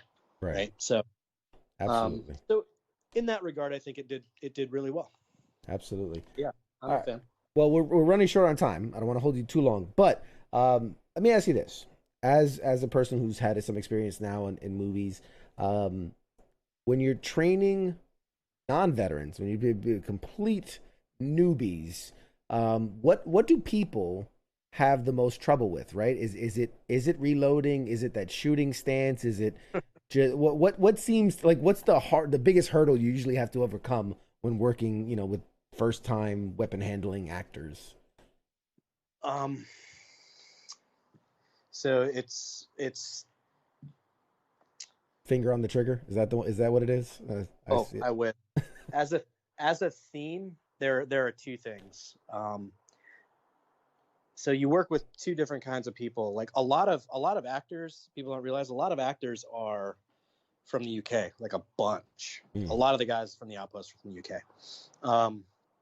So the number one thing that I have to work through, or the biggest problem in working with actors and guns, is they're petrified of them. You might as well hand them a rattlesnake. Like they're that scared of the gun. Okay. Right. So to combat that, you just show them how it works. You show them it's a machine. So one of the things I always do is disassembly and assembly of the gun. I show them how all the parts, how it works, and like, hey, you control this thing. Like this thing does not control you. Right. Right. And that usually helps because they're touching it and they're manipulating it and they're kind of taking charge of it, right? By putting it together and all that. It's like they kind of get that. All right, yeah, I got this thing. It's basically my iPhone, but it kills people. Right. So, and also you can't take your iPhone apart. Yeah. But the other thing with actors is just athleticism. Because I know a lot of people think that you just want to become an actor and you move to Hollywood and you're a good looking person and you just become an actor. That's not really the case. Like actors have worked their whole lives to get where they are. Right. They're all what I call thespians, right? So they were the drama kids in high school. They were the drama people in college. they have spent their life, 99% of them have spent their life dedicated to this craft. Right. And that craft did not include, doing things that could get their nose broken or, their jaw Weapons training. So, normally, like when I would get a new guy in the Army, I would say, hey, man, what sport did you play in high school? When I was kind of teaching them how to run and gun, and they're like, I played football. All right, cool. Get down like you're going to take a hit or like you're about to like do a block. And that's my base, right? Easy day. That's like most team leaders and up have been doing for a while. Well, you can't do that with most actors because you're like, hey, what sports did you play in high school? And they're like, I didn't. I was in the drama club. Yeah, I took voice. I was a traditionally trained singer. So it's that it's kind of the athleticism thing, and it's also sports teach you assertiveness. They teach you aggressiveness, and a lot of them don't have that. So you have to be very creative on a case-by-case basis and how you make them pretty much what I've learned is just make them act like they're doing it because they understand acting. So you have to kind of put it in their terms and say, hey, like, here's your little motivation is like, someone just punched your mom in the face and they're 3 feet away from you and you're holding this thing. How are you going to stand? So those are the two things. Just they're petrified of guns and they're not very athletic. Right on. All right, cool. I think we learned a lot today, man. I want to thank you so much for being on the show. This has been absolutely awesome. I hope you've enjoyed it as well. Was it as good for you as it was for me? Yeah, that was a good time. I thought more Marines would write in and things, but yeah, it was a quiet night from the Marine crowd. I'm surprised. It was kind of a quiet night, but I think everybody was just so enthralled with our conversation that they didn't want to throw us off with all the questions. But no, this was absolutely fantastic. You're absolutely welcome back anytime. Do you have any projects or things you're working on that you want to? I'll give you a second to promote, or where people can check you out. How can they find you? How can they follow you? So yeah, on as far as projects go, I have a few irons in the fire. Nothing I'm allowed to talk about yet. And then as far as just following me, I'm Laid Back Berserker on the gram, and then also my company War Office Productions has an Instagram as well, and that's just at Laid Back Berserker and at War Office Productions. And yeah, I would say if you're looking to, read more, find out more about me, I write all the time for coffeeordie.com. And that's about it. Awesome. Well, hopefully when you're allowed to talk about those things, maybe we can get you on and we'll talk some behind the scenes stuff and have some more fun conversations. Yeah, for sure. Awesome. Well, you hang on. I'm gonna toss us to break here because we got more show after I let you go. But you hang right there, and we'll talk in a second. All right, cool, man. Thank you.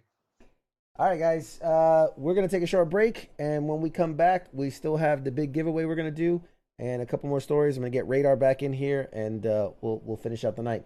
We'll be right back, guys.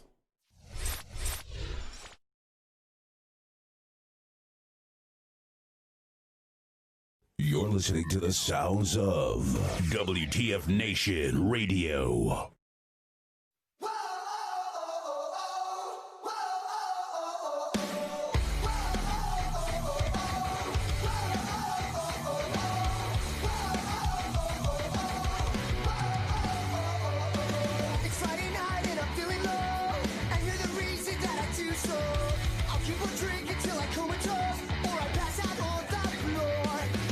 You got me staring out the window, 8 hours late and you're a no-show.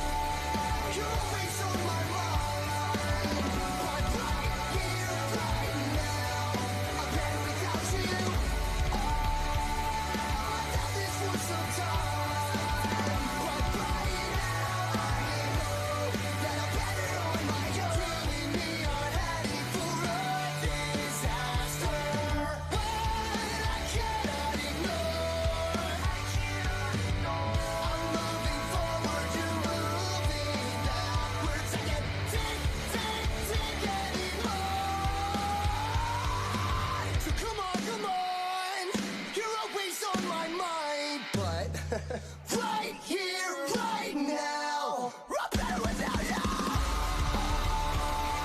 You're always on my mind. But right here, right now. I'm better without you. I've done this for some time. But right now, I know that I'm better on my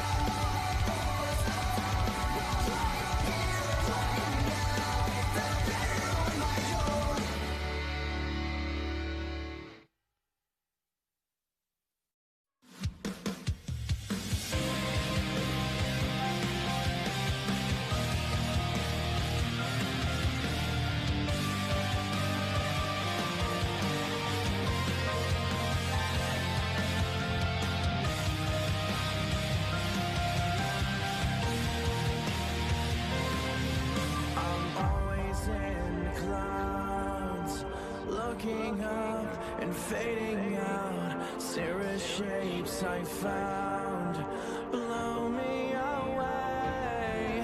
Van Allen right around, pushing through. Skin is brown. Nature has us trapped in fear, so I get lost in sound. I wonder if you'll ever know why I am the way I am. I've been thinking a lot about time and space surrounding. Is there anyone who is thinking like me? I've been thinking a lot about life is never ending. Is there anyone who is thinking like me? Constellation theme, mapping stars that are meant to be. Geminis are free of suicidal kings. This misty maze of me, so obvious yet never seen. Feelings though the fog will lift to find me lost at sea. Call the show now at 415-889-8367. The voice of U.S. Army, WTF Moments. This is WTF Nation Radio.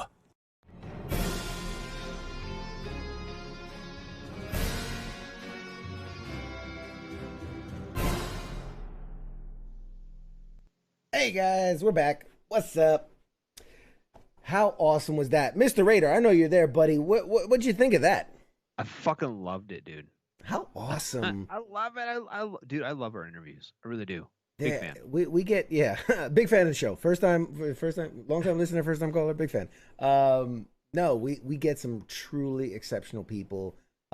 Again, it's awesome when we get to highlight a veteran doing awesome things in the entertainment industry. Like we've had comedians, we've had, we had a director, we're gonna have actors. It's awesome. It's so awesome. I'm so happy when I get to have that conversation and to hear how, I was doing the same thing you were doing to now I'm doing this awesome thing. It's such a cool, it's so cool experience. So let's see. We still have most of our audience. So we still got a good chunk of people. I know we're pushing on hour 3 now, people. I know, God bless you if you've been here the whole time, and I'm sure most of you are just coming in now. I'm gonna see. I should put out a call to action. Let people know we're gonna do the giveaway. Are you ready to change someone's life? Yes. It's so dramatic. We're gonna change someone's life right now. Let's see. I want to make sure. Let's see.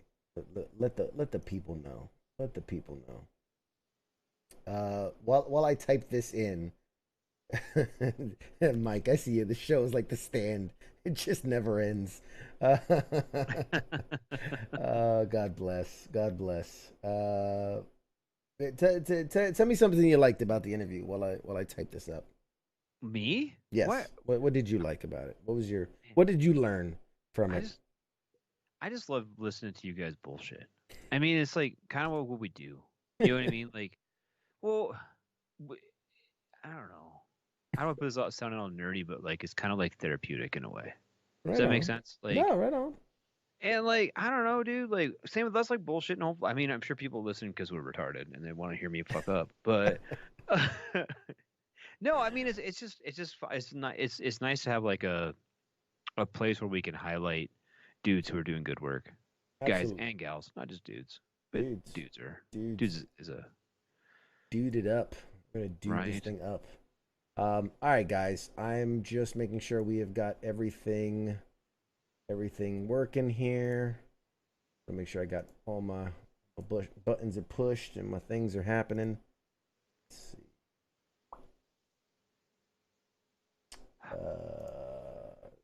Oh man, I gotta have oh, there it goes. Okay. Oh, whew.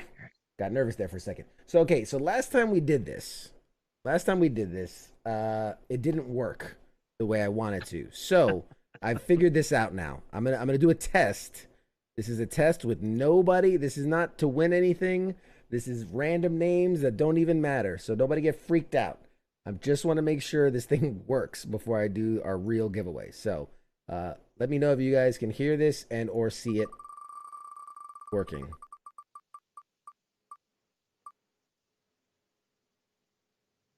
Let's see.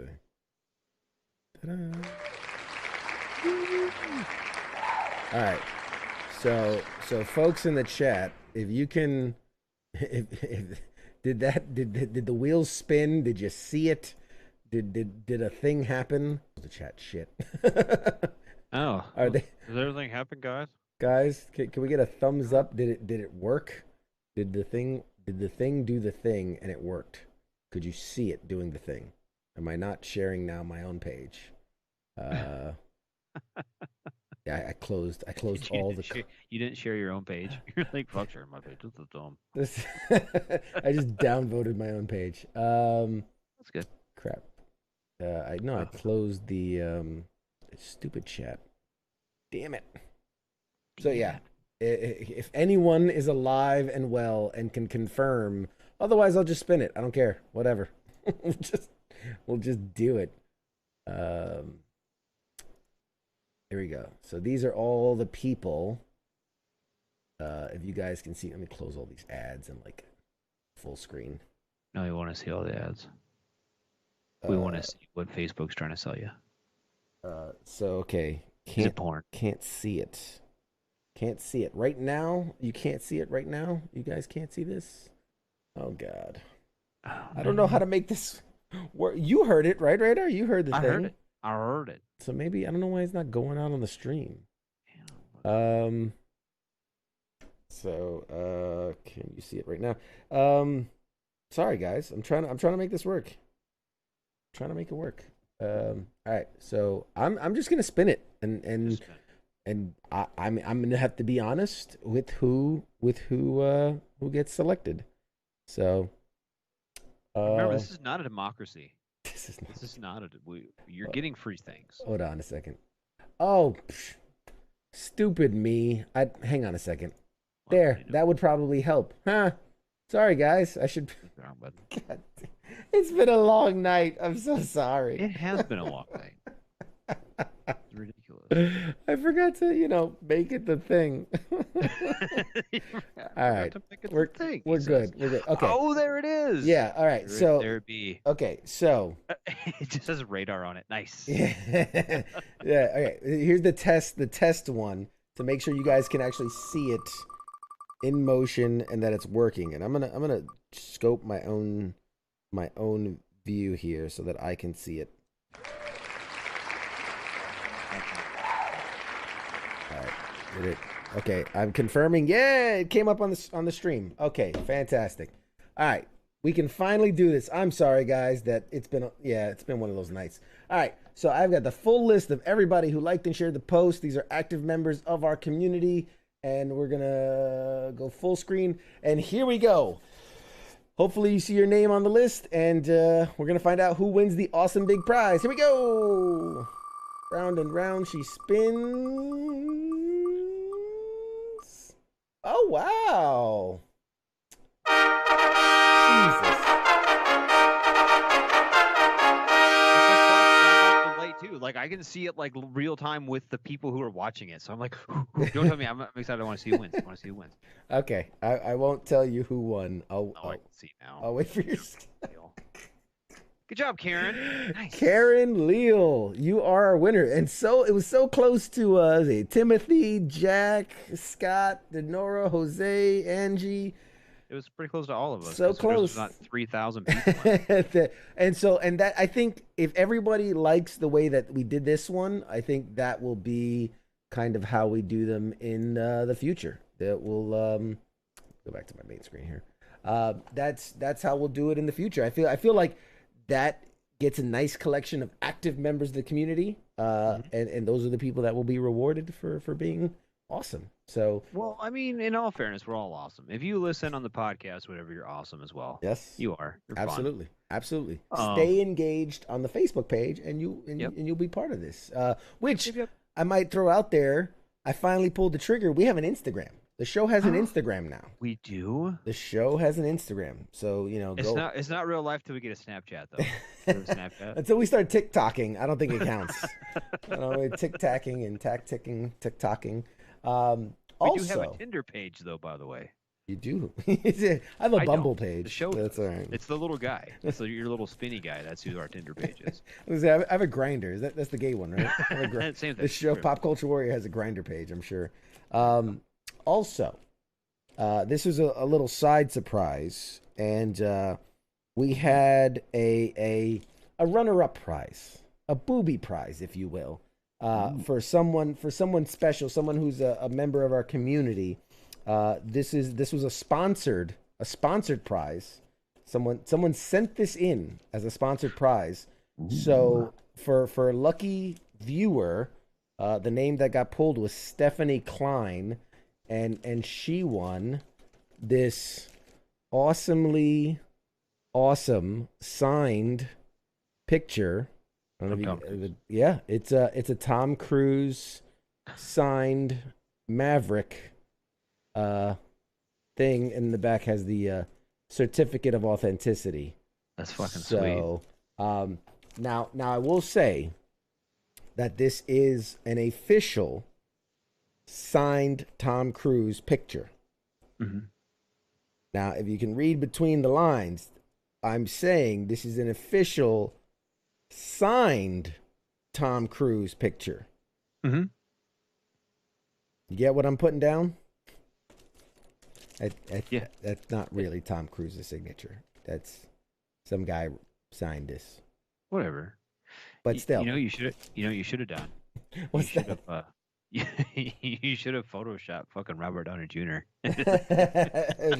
Yes, I'll erase out Tom Cruise and or you have, wasn't that a scene where Iron Man was being chased by the jets? Like you put Iron Man like here in the thing and be like, you could say it's Robert Downey Jr.'s autograph. I mean, who knows? Whatever. Anyway, so congratulations, Stephanie.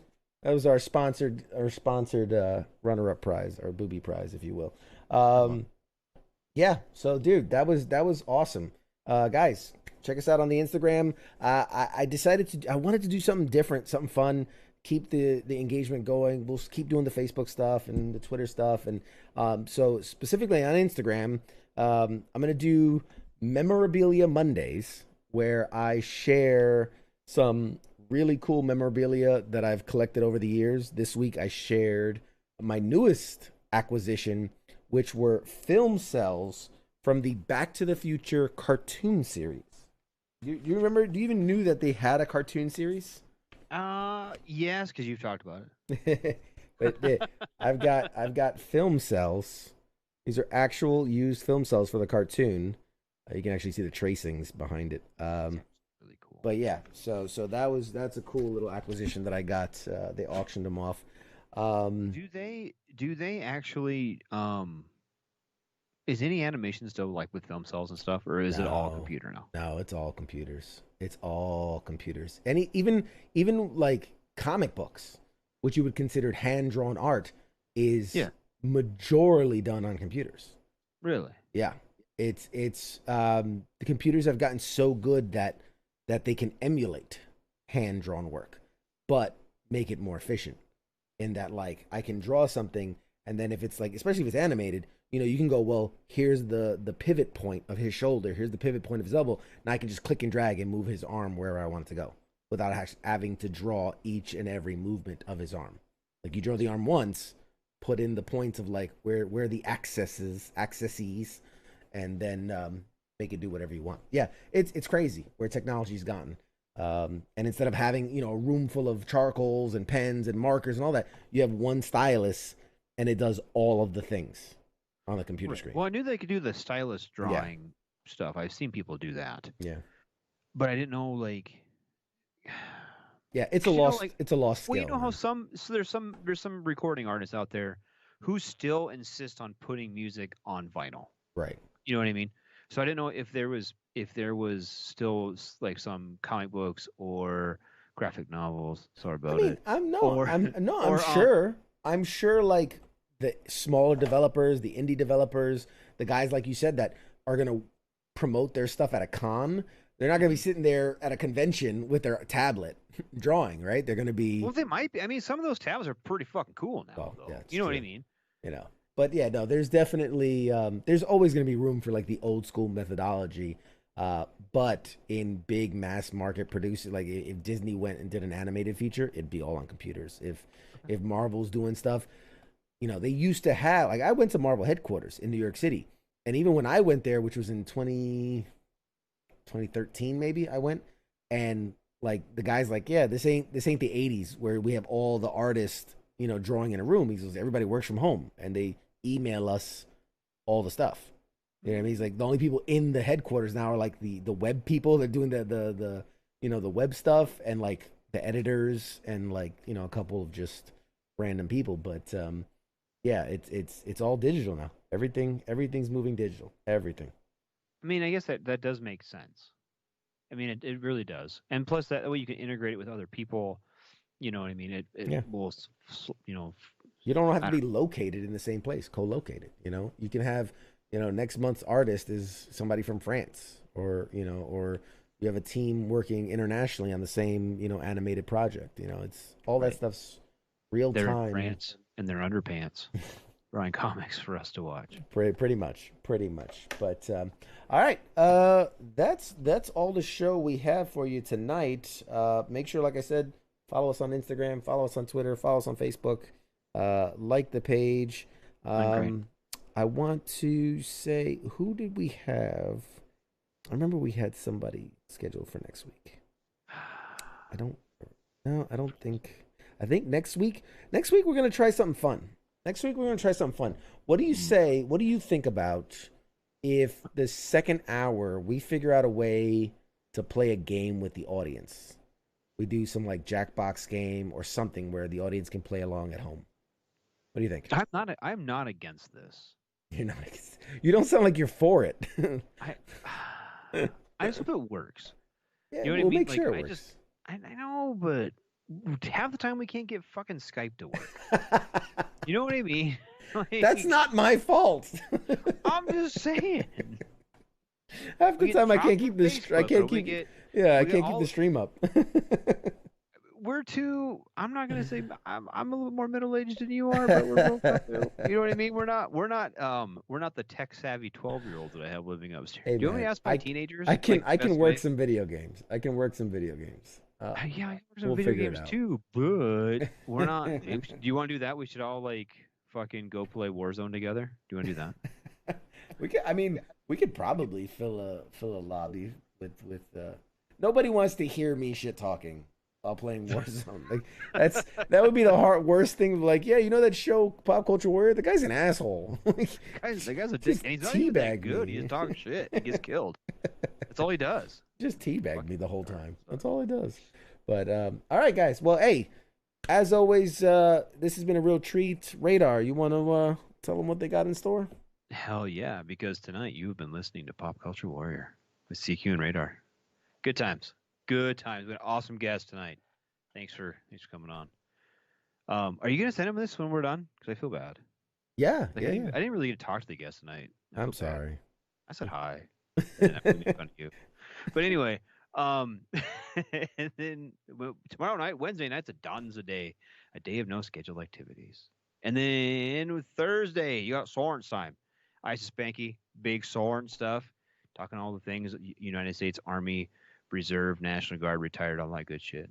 And Friday night, Saturday night, both Donza days. Sunday night, you got Kicking It with Cause. Team Old over there. Big Cause doing his deal. And then Monday night, you got the Monday edition with Ice and Flash. Doing the political stuff, man. It's 2020, dude. We got to do the election. The hard-hitting stuff. And then back to Tuesday nights with no political bullshit with us. That's right. Yeah, we say Mondays are the downer days, and then we bring it back up. But see, here's the thing. Okay, my minor in college was in political science. Yeah. Right. So I don't hate politics. I hate what it's become. Yeah. Yeah. You hate what people turn it into. Yeah. Like I'm all for a healthy debate, but Jesus Christ, when it's like you won't hear the other side, like then there's no point in having the conversation. It's not a debate, it's a screaming match now, and I can't stand it. Sorry about it. If you are super passionate about politics, good for you. Taxation is theft. Sorry about it. Good luck. But all right, guys. I just want to say one last thing, in that I will get with the winner of the box. I'll make sure they get a lovely prize box. I'm even gonna shoot a video. I'll shoot a video. I'll pack up the stuff, and then I won't release it because I want it to be a surprise when they get the box. But once they get the box, I'll release it so you guys can see what was put inside of it. And we have a huge get of a guest coming later this month. I don't want to announce it yet because, things happen. We're in COVID times and people have schedules and things like that, but they're locked in for a day, and it's someone that I absolutely cannot wait to talk to, and I really think a lot of you will really enjoy. So that we'll be announcing it soon. I promise soon we'll be announcing it. Ooh, I'm excited. It's gonna be awesome. I'm super excited. But all right, guys. With that, another week of Pop Culture Warrior in the books. We will see you guys next week. So until then, just be good to each other, man. Just be nice. Yeah, do lots of shots. We'll see you later, guys. Shots.